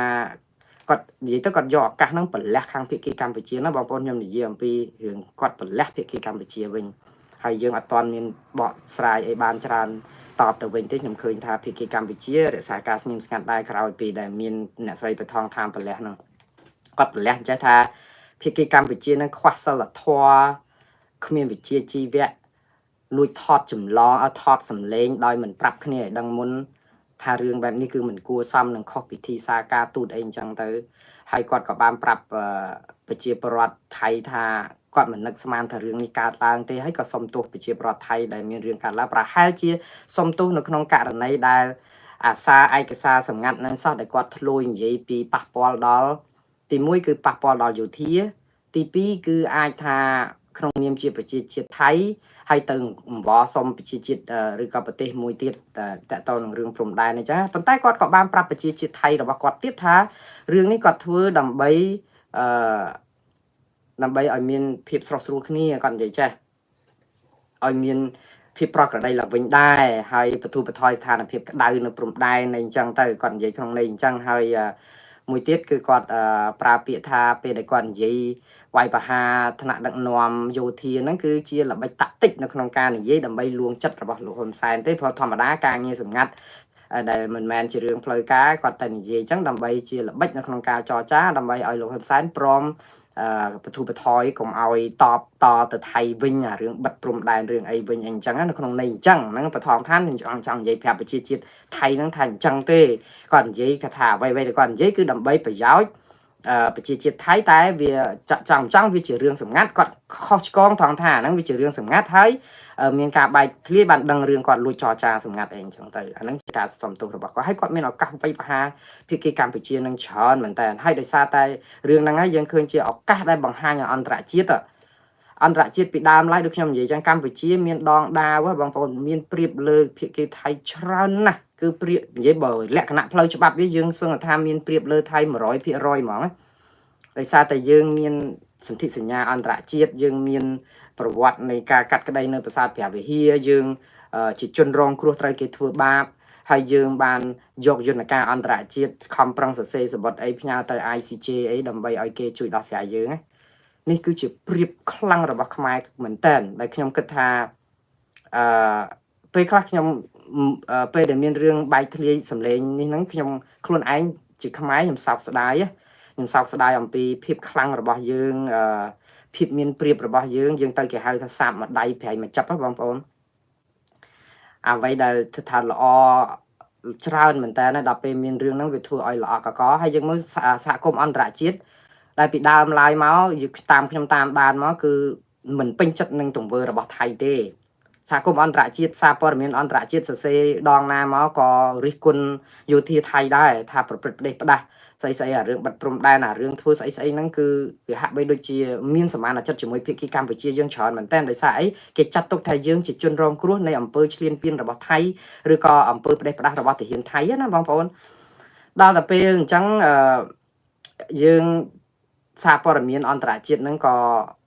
ក៏កាលពីមុនហ្នឹងគេគ្រប់គ្រងកម្ពុជាច្រើនប៉ុន្តែឥឡូវនៅពេលដែលសារបែកធ្លាយនឹងចេញមកគឺប្រែប្រួល90ដឺក្រេបងប្អូន90ដឺក្រេហ្នឹងបានន័យថាបាត់ប្រច្រាស់មកក្រោយវិញណាពីមុនធ្លាប់គ្រប់គ្រងឥឡូវហ្នឹងស្រាប់ដើមងាករេមកវិញណាដោយសារអីខ្ញុំចង់និយាយថាសារម្ដាយប្រែមកចាប់ហ្នឹងគឺដោយសារអីទី1សារព័ត៌មានអន្តរជាតិហាក់បីដូចជារំលេចអំពីភាពចាស់ទុំរបស់ភាគីថៃទៅវិញខ្ញុំអត់មានអ្នកនិយាយគឺភាគីអន្តរជាតិសារព័ត៌មានទាំងអស់គេនិយាយគឺសារសុំទោសរបស់នាយករដ្ឋមន្ត្រីថៃហ្នឹងគឺផ្សាយឲ្យមានបទអត្ថាធិប្បាយបន្ថែមអំពីភាពចាស់ទុំហ្នឹងទៀតហើយក្នុងន័យហ្នឹងគឺជាការដាក់បន្ទុកទៅភាគីកម្ពុជាយើងឲ្យមានការអាប់អោនកិត្តិយសដោយសារតែរឿងសារបែកធ្លាយនិងការលួចថតសម្លេងរបស់គេហ្នឹងបងប្អូនខាងភាគីកម្ពុជាអះអាងថាការថតសម្លេងហ្នឹងគឺដោយលោកហ៊ុនសែនគាត់ថាគាត់ថតសម្លេងដើម្បីទុកផ្ទៀងផ្ទាត់អីអញ្ចឹងទៅឱកាសដែលប្រើគឺគាត់ប្រើខ្ញុំថាការថតសម្លេងជាឯកជនជាសម្ងាត់បើទោះបីក្នុងរូបភាពណាក៏ដោយខ្ញុំអត់និយាយកាន់ជើងខាងណាទេខ្ញុំនិយាយពីករណីច្បាប់គឺជាអំពើខុសច្បាប់បាទព្រោះច្បាប់រដ្ឋធម្មនុញ្ញកម្ពុជាក៏មានចែងច្បាប់របស់អង្គការសហប្រជាជាតិច្បាប់អន្តរជាតិសន្ធិសញ្ញាអន្តរជាតិអនុសញ្ញាអន្តរជាតិស្ដីពីសិទ្ធិពលរដ្ឋនិងសិទ្ធិនយោបាយឬក៏ស្អីសិទ្ធិមនុស្សសកលអីលក្ខណៈគឺសុទ្ធតែមានចែងការពារសិទ្ធិឯកជនភាពនឹងគ្រប់រឿងព្រោះការដែលលួចថតហ្នឹងគឺជាអំពើខុសច្បាប់ហើយយើងមិនអាចនឹងថាបើលួចថតបានក្នុងករណីដែលភាគីដឹងមុនក៏មិនអាចយកទៅផ្សាយបានទៀតលើកឡើងតែមានការព្រមព្រៀងពីភាគីទាំងសងខាងទៀតដូច្នេះរឿងដែលថាលួចថតហ្នឹងគឺវាតឹងមែនតើហើយខ្ញុំជឿថាបើយើងគ្រាន់តែធ្វើនៅក្នុងស្រុកខ្មែរយើងហ្នឹងគឺយើងដឹងតែខុសច្បាប់ហ្នឹងគឺវាគឺរឿងខុសឆ្គងកើតឡើងយូរដែរហើយប៉ុន្តែដល់តែពេលជាឆាកអន្តរជាតិអ្វីដែលដូចខ្ញុំនិយាយចឹងខ្ញុំជឿថាសារដែលលោកហ៊ុនសែននិយាយជាមួយបេថងឋាននៅក្នុងសារដែលលួចថតសម្លេងហើយធ្វើឲ្យបែកធ្លាយនេះណាសារគ្មានអីខុសឆ្គងទេគឺឃើញភាពខាញ់រ៉ាញ់របស់កម្ពុជាហើយថ្នាក់ដឹកនាំកម្ពុជានេះគឺបង្ហាញអំពីភាពអស្ចារ្យរបស់ខ្លួនមែននៅក្នុងការដែលប្រាប់ថាថៃមកអង្វរខ្លួនគឺអត់មានអីប្រកែកបាននេះប៉ុន្តែគេចង់និយាយថានីតិវិធីនៅក្នុងការបានព័ត៌មានហ្នឹងគឺវាមិនសមស្របវាមិនថ្លៃថ្នូរបងប្អូនវាខុសក្រមសីលធម៌នៅក្នុងការដែលប្រព្រឹត្តហើយនឹងក៏វាខុសក្រមសីលធម៌នៅក្នុងពិធីសារការទូតហើយឥឡូវហ្នឹងចាប់ផ្ដើមមិនទុកចិត្តគ្នារវាងប្រទេសទាំងពីរបងប្អូនរឿងប្រទេសកម្ពុជានិងថៃរឿងមិនទុកចិត្តគ្នាខ្ញុំដូចអត់មានបញ្ហាអីទេព្រោះអីកម្ពុជាអត់ត្រូវការល្អកលឿនអីជាមួយនឹងថៃអីទៀតទេយើងចរចាជាមួយថៃយ៉ាងម៉េចបើតាហ៊ានថៃធ្វើផ្ដេសផ្ដាស់យ៉ាងនេះវាអត់មានការចរចាគ្នាអីទៀតផងទេហើយខ្ញុំបានជម្រាបតាំងពីដើមទីមកថៃប្រព្រឹត្តផ្ដេសផ្ដាស់ច្រើនយ៉ាងនេះរឿងអីយើងចរចាគ្នាទេវាអត់មានអីចរចាទេយើងចាំតែត្រៀមទុកកុំឲ្យថៃឈ្លានពានកាន់តែខ្លាំងទៅការពារបូរណភាពនិងអធិបតេយ្យរបស់យើងហើយលើកទឹកចិត្តកងទ័ពយើងឲ្យមាំមួនហើយប្តឹងរឿងហ្នឹងទៅតុលាការអន្តរជាតិគឺជាការស្រេចហើយបើថាថៃបិទព្រំដែនយើងបិទព្រំដែនដែរទៅអាហ្នឹងគឺយើងតបគេហៅថ្មិញសងដោយថ្មិញនៅក្នុងករណីដែលថាមិនបានឆ្លងចូលទៅដែនអធិបតេយ្យរបស់អ្នកទេគឺយើងប្រើសិទ្ធិស្របច្បាប់ជាម្ចាស់ផ្ទះនៅក្នុងការដោះស្រាយបញ្ហាខ្ញុំចង់និយាយចឹងណាហើយរឿងហ្នឹងគឺអត់កើតសង្គ្រាមទេនៅពេលដែលយើងធ្វើបែបហ្នឹងគឺសង្គ្រាមមិនអាចកើតឡើងបានដោយសារតែយើងបានន័យថាយើងទៅរកវិធីដោះស្រាយតាមសន្តិវិធីដែរទេឥឡូវក្រោយដោយសារបែកធ្លាយហ្នឹងគឺយើងឃើញរឿងមួយដែលជាគេឈ្មោះរបស់ជាតិរបស់យើងខ្ញុំសោកស្ដាយប្រជាពលរដ្ឋខ្មែរគ្មាននរណាម្នាក់ជំទាស់អីតតែសោះនៅភាពខាញ់រ៉ាញ់របស់កម្ពុជានៅថ្នាក់ដឹកនាំលក្ខតកតនៅក្នុងការតតាំងជាមួយថៃប៉ុន្តែដូចខ្ញុំនិយាយថាកុំឲ្យលាយក្រូចជាមួយនឹងផ្លែប៉ោមហើយខ្ញុំឲ្យនិយាយនេះអត់មានអីណាហើយបងប្អូនកុំផ្កាប់មុខឲ្យសោះកុំផ្កាប់មុខនឹងត្រង់ថាប្រើបញ្ញាយើងជឿយើងហៃអើយើងអីក៏ប្រើបញ្ញាដែរខ្ញុំអត់មានមកនិយាយរិះគន់មេដឹកនាំខ្មែរទេណាខ្ញុំនិយាយអំពីអង្គហេតុហើយយើងត្រូវទទួលស្គាល់ការពិតថាលោកហ៊ុនសែនណាបើលួចថតសលេងរបស់គេជារឿងខុសច្បាប់ជារឿងខុសក្រមសីលធម៌សេចក្តីថ្លៃថ្នូរអាហ្នឹងគឺជារឿងមួយយ៉ាងណាប៉ុន្តែបើសិនជាកុំប្រាប់គេទៀតថាអាហ្នឹងយើងលួចថតជួនកាលឲ្យគេសង្ស័យទេទៅហើយយើងដឹងហើយថាគេចោទវាមិនអីទេប៉ុន្តែយើងទៅប្រាប់គេថាយើងធ្វើអញ្ចឹងហើយមិនត្រឹមតែប្រាប់គេថាយើងលួចថតទេយើងប្រាប់គេថាយើងបានចែកអាសម្លេងលួចថតហ្នឹងទៅឲ្យមនុស្សដល់ទៅ80នាក់ទៀតហើយចុះកិច្ចការសន្ទនាគ្នាជាសម្ងាត់យើងទៅចែកដល់មនុស្ស80នាក់សូម្បីតែចែកតែ2នាក់3នាក់ឡើងទៅនោះឡើងជាការសម្ងាត់ហើយដូច្នេះបានន័យថាវាដូចថាស្ដាប់ទៅគឺវាពិបាកទុកចិត្តគ្នានៅក្នុងការជជែកហើយដល់ពេលហើយមិនត្រឹមប៉ុណ្្នឹងទេឃើញគេលេចបែកធ្លាយតែ9នាទីជាងគាត់ថែម 17នាទីទៀងជាងទៀតឲ្យទៅចង់និយាយថាហែកតែប៉ុននេះធ្នាប់ទេគឺក៏ហែកឲ្យលហែកអស់តែម្ដងដើម្បីបញ្ជាក់ប្រាប់ឲ្យអស់ថាអាហ្នឹងគាត់លួចថតអញ្ចឹងមែនប៉ុន្តែមិនមែនតែប៉ុណ្្នឹងទេគឺប៉ុណ្ណេះទៅទៀតអាចចង់និយាយបញ្ជាក់ប្រាប់គេថាអ្នកដែលធ្វើឲ្យបែកធ្លាយពីដំបូងអា9នាទីប្រហែល20វិនាទីហ្នឹងគឺមិនមែនគាត់អ្នកធ្វើឲ្យបែកធ្លាយទេអ្នកដែលគាត់ផ្ញើទៅ80អ្នកហ្នឹងប្រហែលជាអ្នកណាមិនពេញចិត្តនឹងបៃថងឋានអីអញ្ចឹងទៅក៏ធ្វើឲ្យបែកធ្លាយអីអញ្ចឹងដើម្បីឲ្យដឹងចរិតរបស់ថៃដែលតាមពិតដ្រូនមហោខ្មែរតែនៅឆាកខាងក្រៅហ្នឹងធ្វើដូចគ្រាន់បើអីអញ្ចឹងចង់និយាយអញ្ចឹងណាដល់ពេលហើយដល់គាត់ថែមអា17ទៅទៀតគឺបានន័យថាម៉េចបើយើងដូចខុសតាំងនៅក្នុងតឡាការអញ្ចឹងនៅពេលដែលគេប្រាប់ចោតយើងថាអ្នកជាជនដៃដល់គឺដោយសារតែគេឃើញមានសាកសីអីណាទៅចោតថាឃើញនៅកន្លែងកើតហេតុអីចឹងជាអ្នកប្រព្រឹត្តតែយើងទៅប្រាប់គេថាខ្ញុំមិនមែនធ្វើអ្នកប្រព្រឹត្តទេក៏ភ្លើងនេះខ្ញុំកាន់អ្នកបាញ់ខ្លួនឯងទៀតណាអញ្ចឹងទៅប្រាប់តឡាការនេះក៏យ៉ាវដៃខ្ញុំទៅទៅជាអញ្ចឹងទៀតណាបងប្អូនដូច្នេះវាដល់ពេលជាភាពខាញ់រ៉ែងភាពល្អដែលថាអស្ចារ្យដើម្បីប្រាប់ថាហ៊ានស៊ីហ៊ានសងហ៊ានផ្លោះលបងហ៊ានជាប់គុកគឺលោកនាយករដ្ឋមន្ត្រីហ៊ុនសែនគាត់ចង់បង្ហាញពីភាពអញ្ចឹងមែនព្រោះកាលអារឿងសារបែកធ្លាយនៅស្រុកខ្មែរដែលយើងថាខុសច្បាប់អីក៏លោកធ្វើតែអញ្ចឹងដែរថែមឲ្យអស់អញ្ចឹងទៀតហើយអត់មានអីមកយកទោសអូសដំណើរអីខាងលោកបានទេព្រោះអីច្បាប់អីនៅលើលោកប៉ុន្តែឥឡូវនេះវារឿងតាក់ទងនឹងប្រទេសជាតិទាំងពីរបងប្អូនដល់អញ្ចឹងទៅយើងកំពុងតែយកប្រទេសជាតិនិងប្រទេសជាតិយកមកដាក់ជាទុននៅក្នុងការដោះស្រាយបញ្ហាលួចថតខ្សែអត្ថសម្លេងដល់ពេលអញ្ចឹងខាងភាគីថៃឃើញគេចាប់ផ្ដើមស្រោះគ្នាមកការពារអធិបតេយ្យការពារកិត្តិយសសេចក្តីថ្លៃថ្នូររបស់គេអានេះចង់និយាយថាដំបូងបើយើងស្ដាប់ទៅរដ្ឋាភិបាលថៃអាចមានបញ្ហាធំមែនតើព្រោះអាសាហ្នឹងគឺធ្វើឲ្យគេចោទបថងឋានថាជាជនក្បត់ជាតិហើយជាការធ្វើឲ្យអាប់អោនសេចក្តីថ្លៃថ្នូររបស់ជាតិថៃហើយប៉ះពាល់ដល់កងទ័ពកងអីនឹងមានរដ្ឋប្រហារនឹងមានហើយយើងឃើញហើយគណៈបកសម្ព័ន្ធរដ្ឋាភិបាលរបស់គាត់ឈ្មោះថាភូមិចៃថៃអីហ្នឹងគឺគ្នាតំណាងរាស្ត្រ69នាក់ដកទៅរត់ចោលបថងឋានទាំងអស់ទៅទាំងមកក្រុមទៅទាំងអស់តែម្ដងគឺមានទាំងរដ្ឋមន្ត្រី8នាក់ទៀតដូច្នេះលាបាយតាំងពីមានសម្លេងពងរពេលដែររលេះដែរតែរលេះចែកជើងអត់តាន់ព្រោះខាងគណៈបកភូមិចៃថៃហ្នឹងក៏ដឹងដែរថាបេថងឋាននៅមិនយូរទេបើទោះមិនមានសារបែកធ្លាយហ្នឹងក៏រលាដែររដ្ឋាភិបាលហ្នឹងព្រោះអីខាងកងទ័ពពងរឱកាសដើម្បីតែធ្វើរដ្ឋប្រហារតែធនថាចាំវាមិនទាន់បានព្រោះអីបេថងឋានបោះបាល់ឲ្យទៅខាងទ័ពគ្រប់គ្រងស្រាញ់ចិត្តចឹងទៅដូចចឹងខាងនេះដូចថាអត់មានលេះអីធ្វើខុសហងបន្ទាប់តែអ្នកធ្វើតែខាងរដ្ឋាភិបាលចាំថាតាមធ្វើតាមដែរអញ្ចឹងទៅដូចថាខាងនោះរករឿងអត់ទាន់បានថែមទៀតដល់ថែមអានេះមកគឺធ្វើឲ្យដៃគូគាត់រត់ចោលគាត់ទៅតាមពិតលេះហ្នឹងគាត់ចង់រត់ចោលយូរប៉ុន្តែវាមិនទាន់មានពេលឥឡូវមានពេលរត់ស្រួលតែម្ដងបាទរត់ចោលទៅប៉ុន្តែគណៈបកភឿថៃរបស់អ្នកស្រីបេថងឋានក៏នៅតែមានគូរំគ្រប់សម្រាប់សម្លេងភាគច្រើននៅក្នុងរដ្ឋាភិបាលចម្រុះដែលមិនទាន់ខ្វះគូរំនៅឡើយលើកឡើងតែមានគណៈបកប្រជាធិបតេយ្យមួយទៀតនៅក្នុងក្រុមចំណងរត់ចោលប៉ុន្តែឥឡូវថ្ងៃនេះគណៈបកប្រជាធិបតេយ្យហ្នឹងគេបានប្រាប់ថាអត់រត់ចោលទេនៅខំស្មៅជាមួយនឹងបេថងឋាននេះរឿងនេះប្លែកមែនតើបងប្អូនបើតែថាមានសាធារណជនទូទៅឬក៏អ្នកតវ៉ាក្រុមអាវលឿងអីហ្នឹងគឺឥឡូវហ្នឹងកំពុងតែកញ្ជ្រោលតទៅទៀតអត់ទាន់អស់ចិត្តទេគឺទីឲ្យបេថងឋានចុះចេញពីតំណែងឲ្យខាងតាបានណាប៉ុន្តែថៃនៅពេលនេះហាក់បីដូចជាទុកអាបញ្ហាមិនចុះសម្រងគ្នាហ្នឹងគឺរួមគ្នាដើម្បីវាយខ្មែរវិញហើយវាយខ្មែរនៅក្នុងនេះគឺវាយរដ្ឋាភិបាលខ្មែរនិងក្រុមលោកហ៊ុនសែនវិញក្នុងនេះអញ្ចឹងគឺក៏បានន័យថាមិនបានន័យថាខាងយោធាភូមិភាគ2លោកប៊ុនស៊ិនបាត់ខ្លាំងហ្នឹងក៏ចាប់ផ្ដើមប្រាប់ថាអីទេអីចឹងទៅគាត់មិនប្រកាន់មិនអីគាត់យល់រឿងហ្នឹងអីចឹងរឿងដូចធូរស្បើយ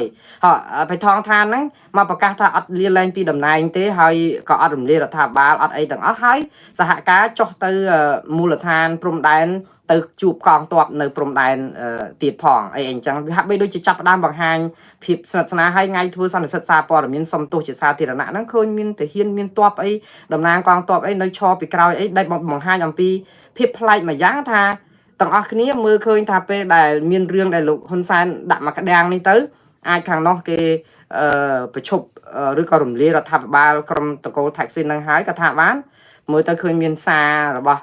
មន្ត្រីក្នុងជួររដ្ឋាភិបាលខ្លះដាក់ថា ơi tờ cô thạch xin ấy bà này là mò mấy lên thưa nhiều bài tiết tới pro tăng bị thạch xin tăng bị dinh lạ tăng bị ấy máu đôi ở đài ban nơi cọp ra đằng cái rò rương lẽ là hốt trong anh ấy than thì say tờ cô thạch xin nâng mình ai căn là thà bà bá vừa cái trăm để cái hình chẳng hốt đa tình chắc con tay nó bên ấyยังเคยមានចលនាជាតិនិយមមួយនៅថៃដែរដោយសារអីតបទៅនឹងចលនាជាតិនិយមរបស់ខ្មែរដែលទៅស្អីពិធីក្បួនយាត្រាប្រមាណ10000អ្នកកាលពីនេះហើយពីកោះពេជ្រមកតំបន់វិមានឯករាជ្យអីហ្នឹងដែលដឹកនាំដោយហ៊ុនម៉ាណីកូនប្រុសពៅរបស់លោកហ៊ុនសែនដែលជាប្រធានសហព័ន្ធយុវជនកម្ពុជានិងជារដ្ឋមន្ត្រីក្រសួងមុខងារសាធារណៈអីផងនោះចឹងបានន័យថាគេក៏តបថៃគឺគេចាប់ផ្ដើមតបវិញដើម្បីបង្ហាញថាខ្មែរកំពុងតែពង្រឹងសាមគ្គីជាតិថៃហេតុអីបានបាក់បែកអញ្ចឹងទៅគេទុកអាបញ្ហាដែលយល់ផ្ទុយគ្នាស្រាប់តែនាំគ្នាមកក្រោកឈរសហការជាមួយភ័យថងឋានហ្នឹងដូចជាចង់តបមករដ្ឋាភិបាលខ្មែរវិញនៅក្នុងន័យថារួមកាមុនដល់ចង់និយាយថា2នាក់គាត់គឺហែកចែកជា2តែឥឡូវគាត់ចាប់ផ្ដើមរៀងរួមគ្នាវិញខ្ញុំឃើញពីចលនានយោបាយថៃនេះគឺមានភាពប្លែកម្យ៉ាងត្រង់ថាអ្នកជាតិនិយមថៃហាក់បីដូចជាចង់នាំគ្នាថែរក្សាកិត្តិយសរបស់ជាតិថៃមួយរយៈសិនដើម្បីតបជាមួយនឹងភាគីកម្ពុជាអារឿងលិចខ្សែអាត់ហ្នឹងដើម្បីកុំឲ្យខូចមុខមាត់ជាតិថៃថាអន់ថាអាប់អោនព្រោះមកអង្វរកម្ពុជាសុំឲ្យកុំធ្វើនេះធ្វើនោះអីអញ្ចឹងតល់ច្រកអីអញ្ចឹងណាគេចង់ប្រាប់ឲ្យពីមានខែរ៉ៃអញ្ចឹងទៅអាហ្នឹងហើយដែលធ្វើឲ្យភ័យថងឋានខ្លួនឯងហ្នឹងមានភាពខែរ៉ៃប្រកាសថាពីតំណែងអីទេអញ្ចឹងបានន័យថាគាត់តាមពិតទៅអាពីយប់មួយថ្ងៃម្សិលមិញហ្នឹងមុននឹងមាននិយាយទៅមកយប់ក្រោយមានរឿងកើតឡើងនឹងលិចអាខ្សែអាត់បែកធ្លាយសំលេងសន្ទនាគ្នាហ្នឹងគឺបៃថងឋានហ្នឹងចាប់ផ្ដើមបង្ហោះសារនៅលើ Instagram របស់គាត់បង្ហាញអំពីមនោសញ្ចេតនាស្ងួតស្ងាត់អីរហូតដល់ប្រើពាក្យពេចន៍ថាពេលដែលយើងមានជំងឺបាក់ទឹកចិត្តណាគឺយើងមិនអាចនឹងធ្វើពុតសម្ដែងបានទេគឺវាត្រូវតែចេញដោយធម្មជាតិដែរប៉ុន្តែនៅពេលដែលយើងអត់មានខ្លួនឯងមានបញ្ហាហើយតែយើងចង់ធ្វើពើថាអត់មានបញ្ហាជួនកាលយើងអាចធ្វើញញឹមញញែមអីបានប៉ុន្តែរឿងបាក់ទឹកចិត្តគឺអត់អាចកែពុតបានហើយចឹងគាត់ថាសូមឲ្យមនុស្សទាំងអស់គ្នាមានចិត្តមេត្តាករុណាសន្តោសប្រណីគ្នាក្នុងពេលហ្នឹងហើយទៅក៏លុបអាសានឹងចោលទៅហើយរឿងហ្នឹងក៏ចេញមកស្រាប់តែប្រកាសមិនចោះចេញពីតំណែងវិញចឹងបានន័យថាវាមានហេតុភេទមួយយ៉ាងដែលអាចថាយើងជឿតែក្នុងនយោបាយថៃហ្នឹងគឺវាមានការគ្រប់គ្រងនៅពីក្រោយថាក់ស៊ីននិងតកូថាក់ស៊ីននេះមករយៈខ្លីមួយណាមួយនោះដើម្បីបង្ហាញអំពីភាពមូលមាត់គ្នានៃប្រជាជាតិថៃតែមួយនៅក្នុងន័យនេះគឺថៃចង់ប្រាប់មកភាគីកម្ពុជាថាគេក៏មានការឯកភាពជាតិដែរកុំឲ្យយើងឌីលគេថាយោធាទៅផ្សឹងរដ្ឋាភិបាលទៅផ្សេងណាក៏ប៉ុន្តែនៅក្នុងន័យហ្នឹងដូចខ្ញុំនិយាយចឹងថានេះគឺជាចំណុចចាប់ផ្ដើមនៃទីបញ្ចប់ទេហើយថងឋានអាចទិញពេលវេលាបាននៅក្នុងរយៈពេលខ្លីណាមួយបន្តទៀតប៉ុន្តែខ្ញុំមិនជឿថាប្រជាពលរដ្ឋថៃអ្នកដែលមិនគ្រប់គ្រងភ័យថងឋាននឹងអនុគ្រោះឲ្យគាត់ទេព្រោះរឿងបែកធ្លាយសារសម្លេងនេះគឺជារឿងមួយដែលអាប់អោនកិត្តិយសជាតិសាសន៍ថៃខ្លាំងសម្បើមណាស់បើទោះបីជាការបកស្រាយសុំទោសអីយ៉ាងណាខ្ញុំជឿថាថៃនៅតែបកស្រាយថានាយករដ្ឋមន្ត្រីថៃខ្វះភាពឯករាជ្យនិងខ្វះភាពខាញ់រែងណាដែលលុះក្រោមអធិបុលកម្ពុជាមកហើយឥឡូវកម្ពុជាយើងក៏ចាប់ផ្ដើមហែករឿងហ្នឹងទៀតដែរដូចជាខ្ញុំបាននិយាយចឹងអ្នកនាំពាក្យរបស់លោកហ៊ុនសែនហ្នឹងលោកជាធិរិទ្ធហ្នឹងក៏បន្ថែមយកបងក្នុងពេលហ្នឹងមកអួតប្រាប់ថាគ្មានការដឹកនាំសម័យកាលណាដែលខ្មែរមានភាពខែងរែងអាចធ្វើអីបានពើងទ្រូងដាក់ថៃឬក៏ថៃមកលុតជង្គង់ចំពោះមុខយើងដូចសម័យនេះទេសម័យមុនសតថៃយើងចំណោះអីថៃអីអញ្ចឹងខ្ញុំថាអ្វីដែលលោកជាធិរិទ្ធនិយាយនេះមិនខុសអីប្រហែលទេថងថាអីថាឃើញបៃថងជង្គង់ឬក៏សុំអង្វរខ្មែររក្សាជាមួយលោកហ៊ុនសែនទ្វាក្រោយប៉ុន្តែខ្ញុំត្រូវចាំចេះវិញណាតកូលថាក់ស៊ីននេះណាលួចនិយាយទ្វាក្រោយជាមួយលោកហ៊ុនសែនណាដោយសារតែខ្លួនតច្រកទេខ្ញុំប្រាប់ទៅគឺតល់ច្រកដោយសារអីយោធាកំពុងតែគៀបចង់ទម្លាក់ខ្លាំងមែនតើហើយដោយសារខ្លួនមានច្រកទ្វាក្រោយដូច្នេះគឺជាការចរចានៅក្នុងន័យថាខ្លួនបានទ្វាក្រោយអាចនិយាយបានប៉ុន្តែខ្ញុំនិយាយថាបើថៃមកអោនអីចំពោះយើងស្គាល់ជនជាតិថៃតិចពេកហើយជនជាតិថៃមើលងាយខ្មែរយើងសម្បើមណាស់បងប្អូនគ្មានសម័យកាលណាដែលជនជាតិថៃមិនមើលស្រាលខ្មែរទេបងប្អូនសាកទៅខ្លួនឯងទៅដឹងហើយ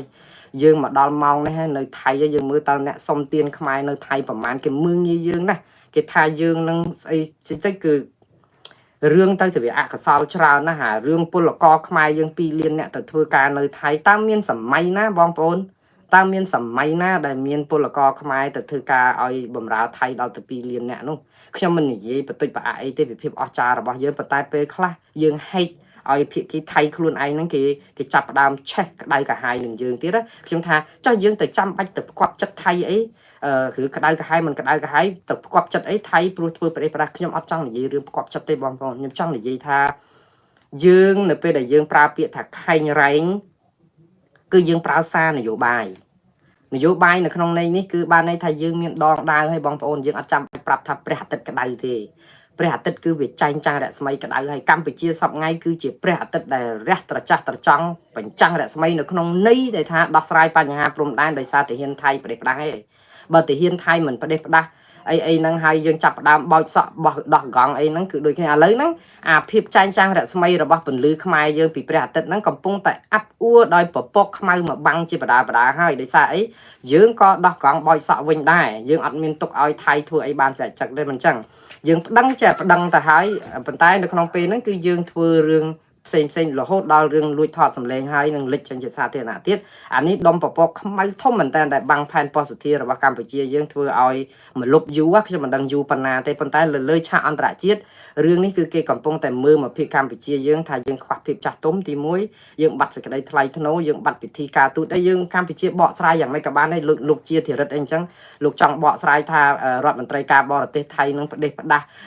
មកចោតកម្ពុជាថាគ្មានវិជាជីវៈគ្មានអីចោះខ្លួនឯងនឹងវិជាជីវៈស្អីគេណាមកបិទព្រំដែនឯកតោភាគីបាញ់កងទ័ពខ្មែរស្លាប់នៅក្នុងដីខ្មែរលើកទ័ពលើកអីមកធ្វើអីប្រទេសផ្ដាស់អាហ្នឹងតើថៃមានវិជាជីវៈមកពីណា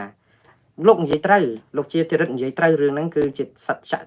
សច្ចភាពវាអត់មានអីខុសអីទេក៏ប៉ុន្តែយើងត្រូវដូចខ្ញុំនិយាយចឹងថារឿងដែលកើតឡើងនេះគឺជារឿងយោធាថៃដែលអត់ត្រូវគ្នាជាមួយនឹងរដ្ឋាភិបាលថៃហើយលោកប្រហែលជាចាំហើយមិនចឹងឯងគ្រូសាតកូលហ៊ុននិងគ្រូសាតកូលថៃស៊ីនលោកលឿនគ្នាសឹងអីហ្នឹងគាត់ថាលោកលឿនអញជួយឯងជួយអញហ្នឹងវាជួយអត់បានត្រង់ថាទុកកំពុងតែមានដោយសារតែយោធាចង់ផ្ដួលរំលំរដ្ឋាភិបាលថៃអញ្ចឹងទោះជាគ្រួសារតកូលហ៊ុនចង់ជួយប៉ុណ្ណាក៏ជួយអត់បានដែរអញ្ចឹងមានតែប្រលេះចោលទៅដើម្បីអីការពារខ្លួនឯងដែរព្រោះរដ្ឋាភិបាលកម្ពុជាក៏ចង់ប្រាប់ប្រជាពលរដ្ឋខ្មែរថាខ្លួនឯងខែងរែងការពារភាពអស្ចារ្យរបស់ខ្លួនហើយភាពអស្ចារ្យរបស់កម្ពុជានេះមិនមែនជាភាពអស្ចារ្យបង្ហាញដោយសារយើងធ្វើមុនទេភាពអស្ចារ្យរបស់កម្ពុជានៅពេលនេះគឺជាភាពអស្ចារ្យរបៀបការពារខ្លួនទេបងប្អូនហើយការពារខ្លួនហ្នឹងគឺយើងមានប្រៀបទៅលើថៃដោយសារអីថៃជាអ្នកបំពេញយើងតាហើយបៃថងឋានមកលុះក្រោមឥទ្ធិពលនៅក្នុងការមកអោនជាមួយយើងមិនមែនអោននៅក្នុងនាមជាជាតិសាសន៍ទេបៃថងឋានអត់មកអោនមកជាមួយលោកហ៊ុនសែននៅក្នុងនាមជាជាតិសាសន៍ថៃទេជារដ្ឋាភិបាលជាជាតិប្រជាជាតិថៃទេថៃស៊ីនបថងឋានមកអោនចំពោះមុខលោកនាយរដ្ឋមន្ត្រីហ៊ុនសែនឬក៏ប្រធានព្រឹទ្ធសភាក្នុងនាមជាគ្រួសារតកូលថៃស៊ីនដែលចង់កាន់អំណាចនឹងបានយូរតទៅទៀតកុំឲ្យយោធាបំផ្លាញក្រុមគ្រួសារគាត់តែប៉ុណ្្នឹងទេប៉ុន្តែដើម្បីឲ្យតំណាងឲ្យជាតិសាសន៍របស់ថៃគឺគាត់មិនធ្វើអញ្ចឹងបានទេនៅក្នុងន័យនេះអញ្ចឹងណាបងប្អូនតែអញ្ចឹងទៅបានតែថា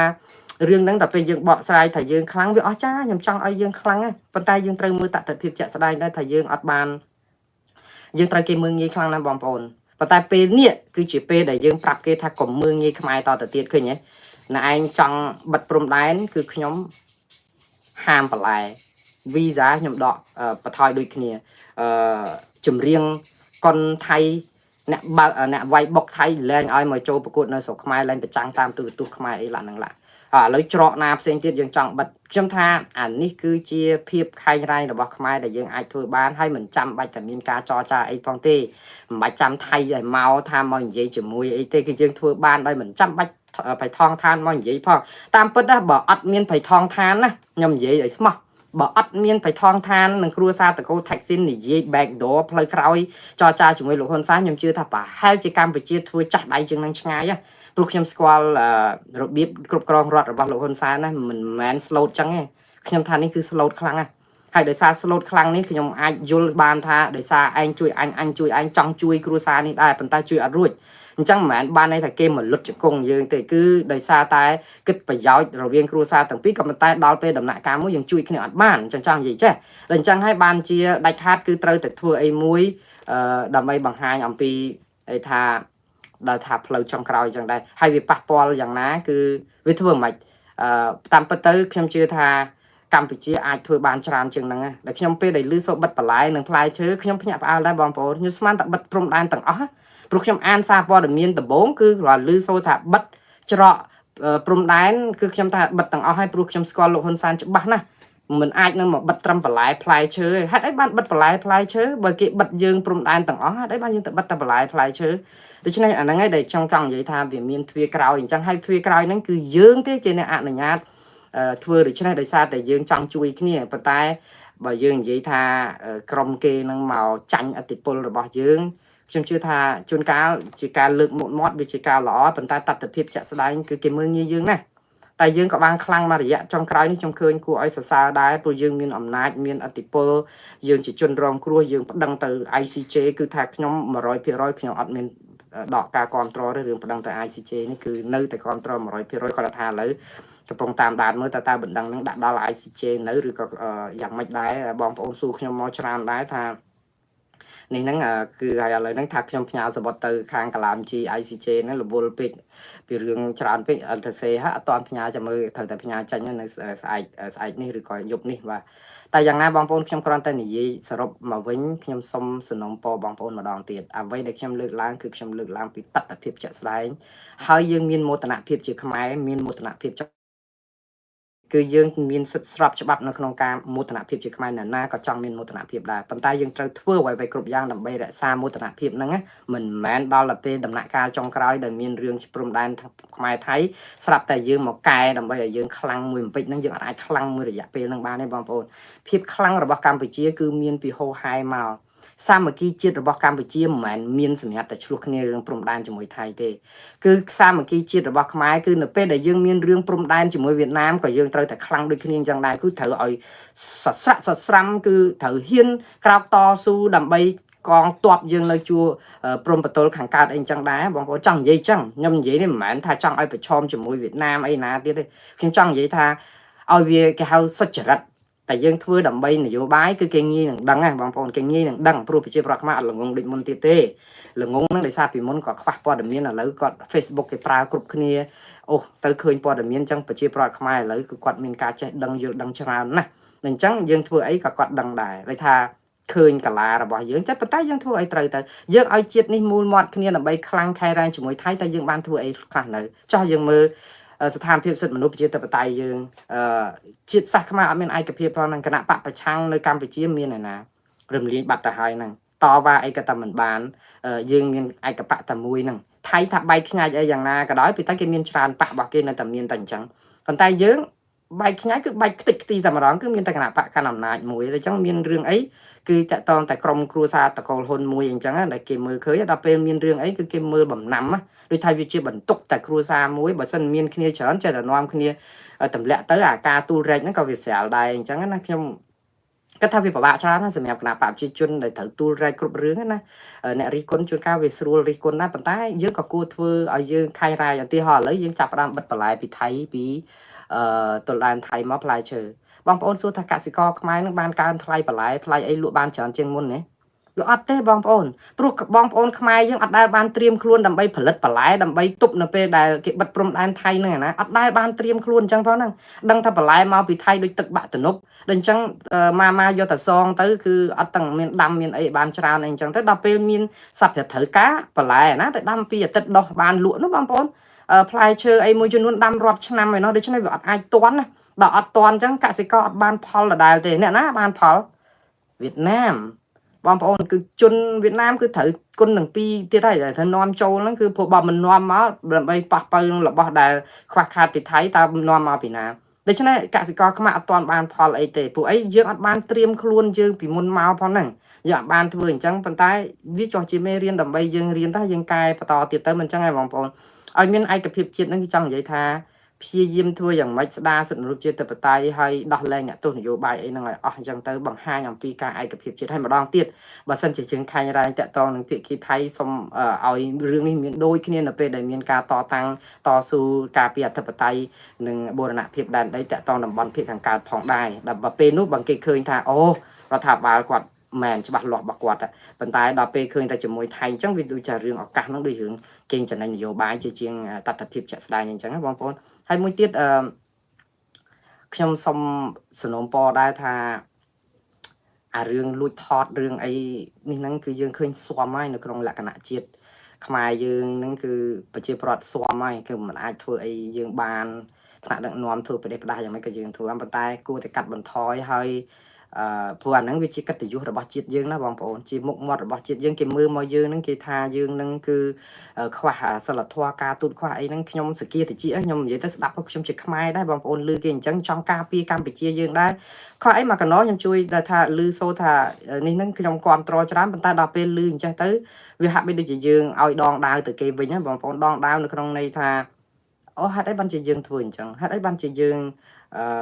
លួចថតហើយហេតុអីបានជាយើងឲ្យបែកឃ្លាហើយបើបែកឃ្លាហើយហេតុអីបានជាយើងបន្ថែមបង្ហាញគេឲ្យអស់ទៀតអីលាក់នឹងលាក់អីអញ្ចឹងដែលធ្វើឲ្យការ deal ស្ដីជេររបស់គេនឹងវាប៉ះពាល់ដល់មេដឹកនាំខ្មែរតំណាងឲ្យជាតិសាសន៍ខ្មែរយើងជាខ្មែរក៏ជឿចាប់ដែរបងប្អូនដូច្នេះខ្ញុំជឿថាថ្នាក់ដឹកនាំនឹងគិតពិចារណាឡើងវិញប៉ុន្តែបងប្អូនស្នាមកែវនេះគឺវាប្រេះបែកទៅហើយដូច្នេះពិបាកមិនដឹងថាទៅបិទមិនបាត់ស្នាមទេគឺវាពិបាកណាស់ហើយមន្ទិលនេះគឺនឹងមានសពហើយគេនឹង deal ជេរចោតប្រកាន់យើងសពបែបយ៉ាងហើយយើងនឹងនាំគ្នាត្រូវការបកស្រាយត្រូវការពារនឹងទៀតនាំគ្នាការពារយូរមកឆ្លោះខ្មែរគ្នាឯងនឹងទៀតព្រោះដោយសារអីតែពេលយើងនិយាយប៉ះរឿងហ្នឹងគឺគាត់ចាប់ផ្ដើមឆ្លោះយើងហ្នឹងគាត់ថាយើងនឹងជាពួកក្បត់ជាតិដែរពួកគ្រប់ត្ររដ្ឋាភិបាលថៃអីណាដូចចង់និយាយថាយកអាប៉មក្រូចហ្នឹងមកលុកច្បុកចូលគ្នាញ៉ាំឈឺពោះងាប់ហើយខ្ញុំមិនដឹងដែរបងប្អូនសុំប្រើបញ្ញាឲ្យមានការត្រេះរិះពិចារណាមែនតើមិនហាមឃាត់ការគ្រប់ត្រមេដឹកនាំដែលធ្វើត្រូវទេប៉ុន្តែកុំគ្រប់ត្រអំពើធ្វើមិនត្រឹមត្រូវព្រោះយើងបើសិនជាយើងហាយអើនៃអំពើមិនត្រឹមត្រូវគឺបានន័យថាអជ័យធ្លាក់ទឹកហើយគឺយើងនឹងធ្វើឲ្យជាតិនេះស្លាប់យើងធ្វើឲ្យមេដឹកនាំខ្លួនឯងស្លាប់ដែរអស់ប្រជាប្រិយអស់អីទាំងឆាកជាតិនិងអន្តរជាតិឥឡូវយើងមើលនៅពេលដែលអន្តរជាតិសំបីលោកអាន់វ៉ាអ៊ីប្រាហ៊ីមដែលជាប្រធានអាស៊ានដែលគាត់ជានាយករដ្ឋមន្ត្រីប្រទេសម៉ាឡេស៊ីក៏គាត់ដំបូងហ្នឹងគាត់សង្ឃឹមច្រើនណាស់ពីរឿងការចរចាឥឡូវគាត់បង្ហាញពីក្តីបារម្ភពេលលិចអាបែកធ្លាយអាខ្សែអាត់សម្លេងប៉ុន្តែមើលទៅអាសមានចិត្តរបស់គាត់មានច្រើនទៅរឿងភាគីថៃទៅវិញអីចឹងណាព្រោះគាត់គិតថាតែមានបញ្ហាអីថៃមានបញ្ហានឹងទៅវាអាចនឹងមានភាពរង្គោះរង្គើអាសន្តិសុខវាប៉ះពាល់អាការដោះស្រាយចំនួនព្រំដែនហ្នឹងវាអត់បានផលអីអាចទៅជាចំនួនប្រដាប់អាវុធឬអីចឹងណានេះជាក្តីកង្វល់របស់ខាងសហគមន៍អន្តរជាតិដែរអញ្ចឹងណាតែយ៉ាងណាបងប្អូននេះគឺជាបទពិសោធន៍មួយដែលជារឿងអកុសលដែលមិនគួរកើតឡើងតែឥឡូវវាកើតហើយកើតទៅក៏យើងបានឃើញព្រឹត្តិការណ៍ផ្សេងតែយើងនឹងតាមដានតទៅទៀតបងប្អូនហើយដូចគ្នាក្នុងពេលជាមួយគ្នានេះខ្ញុំសូមអង្វរបងប្អូនកុំស្អប់ខ្ពើមចិត្តសាសបងប្អូនខ្មែរបងប្អូនថៃឈាមជ័រយើងតែពេលដែលយើងពុះកាត់មកគឺហូរឈាមមកក្រហមដូចគ្នាយើងជាមនុស្សអ្នកនយោបាយស្មោកគ្រោកឬក៏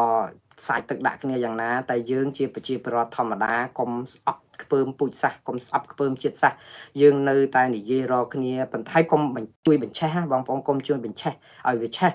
ឃើញគេជេរគ្នាឬក៏តវ៉ាដូចថារបៀបប្រកាន់ជេររបៀបស្អប់ខ្ពើមពូជសាសអីហ្នឹងជួនកាលអូសរំលងឬក៏លុបវាចោលខ្លះទៅដើម្បីកុំឲ្យដូចថាយើងនឹងចិត្តថាបន្ថែមទៀតទៅណាព្រោះអីបងប្អូនត្រូវចាំថាយើងមានពលករខ្មែរនៅប្រទេសថៃជិត2លានអ្នកបងប្អូនច្រើនណាស់ហើយតាពេលឥឡូវហ្នឹងចាំមើលនៅពេលដែលមានរឿងនេះកើតឡើងបងប្អូនត្រូវចាំការរើសអើងសម្រាប់ពលករខ្មែរនៅធ្វើការនៅថៃនឹងកើនឡើងទ្វេដងឬក៏គុណនឹងនេះ100ដងឯណោះព្រោះអីគេចាប់ផ្ដើមស្អប់យើងបងប្អូនកាលមុនគេស្អប់តែយោធាទេឥឡូវគេស្អប់ដល់ស៊ីវិលទៀតហើយព្រោះមេដឹកនាំលោកហ៊ុនសែនគឺតំណាងឲ្យស៊ីវិលដែរដល់ពេលប៉ះពាល់នឹងមេដឹកនាំស៊ីវិលរបស់គេទៀតជនជាតិថៃបៃថងឋានហ្នឹងដែលអីចឹងទៀតដូចថាគេអាចនឹងរករឿងហ្នឹងអត់ដឹងធ្វើទុកបុកម្នេញខ្មែរយើងឯណាបាននៅស្រុកនេះគឺដោយសារខ្មែរយើងទៅធ្វើការនៅស្រុកគេអាចនឹងរងការធ្វើទុកបុកម្នេញពីគេដែរណាបងប្អូនតែគាត់ថាសនំពរដែរជនជាតិថៃហ្នឹងក៏ដូចគ្នាយើងបន្តការរាប់អានរបៀបជាមនុស្សជាតិណាកុំយកនយោបាយហ្នឹងមករត់រួតពេកទុកឲ្យគេដោះស្រាយតាមឥឡូវដំណើរការនេះដូចជាទៅតុលាការអន្តរជាតិទៅចឹងទុកឲ្យអន្តរជាតិដោះស្រាយទៅយើងដូចថានៅតែរក្សាសម្ព័ន្ធភាពជាប្រក្រតីរវាងប្រជាជននិងប្រជាជនទៅល្អជាងទុកឲ្យអ្នកនយោបាយឆ្លោះគ្នាចោះយើងជាប្រជាប្រដ្ឋកុំឆ្លោះគ្នាអីបងប្អូនហើយព្រោះអាក្រក់ណាស់ហើយវានឹងមានការកាប់សម្លាប់គ្នារត់ចោលដូចថារកកន្លែងនៅឡើងបានសុកខ្លាចគ្នា មើលបំណាំគ្នាបែបហ្នឹងគឺខ្វះសេចក្តីសុខហើយមិនទៅណាទេបងប្អូនខ្មែរនៅថៃហ្នឹងទោះរដ្ឋាភិបាលអំពាវនាវមិនក៏មិនអាចមកអស់ដែរព្រោះដោយសារអីមិនដឹងថាមកធ្វើអីទេបងប្អូនគ្នាវាអត់មានជំរើសមកខ្មែរនឹងបានជំរើសអីគេបើការងារនៅគ្នាធ្លាប់ធ្វើបាននោះហើយណាមួយប្រជាប្រដ្ឋក៏ល្អូដែរថាមកខ្មែរអ្វីថ្លៃរកបានតិចតែថ្លៃទិញម្ហូបអាហារអីហ្នឹងគឺសពសារពើហ្នឹងគឺវាថ្លៃដូចថាគេថានៅថៃបិទទៅថាវាតម្លៃគឺគេសមរម្យជាងព្រោះដោយសារគេរកប្រាក់ហ្នឹងក៏បានច្រើនជាងអីអញ្ចឹងហ្នឹងគឺជាការល្អូរបស់បងប្អូនដោយផ្ទាល់ទេខ្ញុំមិនមែនជាអ្នកនិយាយអីចិត្តថាខ្ញុំអរឲ្យតែបងប្អូនវិលមកស្រុកខ្មែរវិញដែរហ្នឹងកុំឲ្យគេមើងងាយអីចឹងដែរណាប៉ុន្តែយើងទៅទាញពួកគាត់មកមិនបានបើទឹកយើងដឹងហើយហូរពីទីខ្ពស់ទៅទីទាបហើយហ្នឹងយើងចង់និយាយទាបហ្នឹងគឺភាពសម្បូរហូរហៀនៃភោគផលជីវជាតិនិងជីវៈចម្រុះអីហ្នឹងចឹងបានន័យថាវាទៅថៃនឹងសម្បូរហូរហៀដល់ឡើងមកវិញមានណាបច្រាស់ទឹកហ្នឹងបងប្អូនវាពិបាកដែរបងប្អូនតែប៉ុន្តែបើរដ្ឋាភិបាលយើងយកបទពិសោធន៍នេះកែប្រែស្ថានភាពស្រុកទេសយើងឲ្យមានភាពសម្បូរសប្បាយឯកភាពជាតិសន្តោសប្រប្រណីគណៈបកប្រឆាំងនឹងឲ្យអាចចូលរួមក្នុងឆាកនយោបាយបានឈប់ចាប់សកម្មជនធ្វើទុកបុកម្នេញគ្នាអីទៅរួមគ្នាការពារកសាងជាតិនឹងរួមគ្នាឲ្យខ្លាំងរឹងមាំទៅលើកស្ទួយផលិតផលខ្មែរនឹងឲ្យសម្បូរសប្បាយការងារអន្តរជាតិគេលើកសរសើរយើងឈប់ដាក់ទណ្ឌកម្មយើងដោយសាររឿងសិទ្ធិមនុស្សរឿងប្រជាធិបតេយ្យដល់អញ្ចឹងទៅជាតិសាសន៍យើងនឹងគឺថាមិនបាច់ធ្វើអីទេយើងគ្រាន់តែបើ2លានអ្នកមកពីថៃវិញហ្នឹងគ្រាន់តែដាំបន្លែនឹងស្រូវយកមកលក់ចែកគ្នាហូបហ្នឹងក៏រស់ដែរព្រោះថាចិញ្ចឹមដូចថាវិលទៅវិលមកក្នុងសេដ្ឋកិច្ចក្នុងស្រុកហ្នឹងក៏រស់ដែរចង់និយាយចេះដល់ពេលឥឡូវហ្នឹងវាមានណាវាយកទៅបំពកសេដ្ឋកិច្ចថៃអស់ទៅតែយើងបាត់អាចំណូលហ្នឹងក៏ច្រើនដែរបាត់កម្លាំងពលកម្មហ្នឹងក៏ច្រើនដែរដូច្នេះអាហ្នឹងគឺជាពេលវេលាសម្រាប់យើងពិនិត្យមើលឡើងវិញហើយធ្វើយ៉ាងម៉េចឲ្យយើងខែងរ៉ែងគឺខែងរ៉ែងដូចលោកជាធិរិតនិយាយចឹងថាខ្មែរយើងគ្មានសម័យណាដែលអស្ចារ្យជាងសម័យនេះសូមឲ្យភាពអស្ចារ្យនេះជាការពិតជាជាងសារនយោបាយហើយខ្ញុំរីករាយណាស់ឲ្យតែខ្មែរយើងអស្ចារ្យខ្ញុំសប្បាយចិត្តមែនតើចង់ឲ្យតែខ្មែរយើងគឺជាជាតិសាសន៍ដ៏អស្ចារ្យដូចកាលពីសម័យបុព្វកាលឬក៏សម័យអង្គរដែលសាវតាខ្មែរបញ្ជាក់ថាយើងជាជាតិសាសន៍រុងរឿងខែងរ៉ែងអស្ចារ្យបាទសូមអរគុណបងប្អូនច្រើនហើយខ្ញុំសូមស្លេះការផ្សាយផ្ទាល់ត្រឹមប៉ុណ្ណេះហើយយើងនឹងជួបគ្នាទៀតនៅពេលក្រោយនៅពេលដែលមានដំណឹងថ្មីបន្ថែមតកតងនឹងការវិវត្តថ្មីទៀតខ្ញុំបានសន្យាបងប្អូនថានិយាយពីរឿងការបាញ់សម្លាប់តំណាងរាស្ត្របកប្រឆាំងនៅសហរដ្ឋអាមេរិកឥឡូវនេះដោយសារតែមានរឿងបន្ទាន់នៅកម្ពុជានេះខ្ញុំក៏បានដាក់រឿងនេះទៅខាងក្រោយទៀតហើយនៅមានរឿងសង្គ្រាមអ៊ីស្រាអែលនិងអ៊ីរ៉ង់នេះប្រហែលជាជៀសពីផ្សាយមិនបានខ្ញុំបានកាត់បន្ថយការផ្សាយព័ត៌មានដែលមិនតាក់ទងស្រុកខ្មែរខ្ញុំចង់តែផ្សាយតែរឿងណាដែលមានប្រយោជន៍ដល់ស្រុកខ្មែរនយោបាយស្រុកខ្មែរប៉ុន្តែឥឡូវនេះរឿងមួយចំនួនប្រហែលជាអាចបញ្យល់បងប្អូនថាហេតុអីបានជាសង្គ្រាមមាននៅអ៊ីរ៉ាក់និងសំទុះអ៊ីរ៉ង់ហើយនិងអ៊ីស្រាអែលហេតុអីបានជាអាមេរិកប្រកាសចូលរួមនៅក្នុងសង្គ្រាមនេះដែរទៅហើយខ្ញុំចង់មើលថាតើពិភពលោកយើងយ៉ាងម៉េចខ្ញុំចង់វិភាគមើលរឿងនឹងតិចដែរប៉ុន្តែនៅពេលក្រោយប្រហែលជាស្អែកខាងស្អែកអីទៀតបងប្អូនសូមតាមដានស្ដាប់បន្តទៀតសូមអរគុណហើយសូមជម្រាបលាបងប្អូនត្រឹមប៉ុណ្ណេះសិន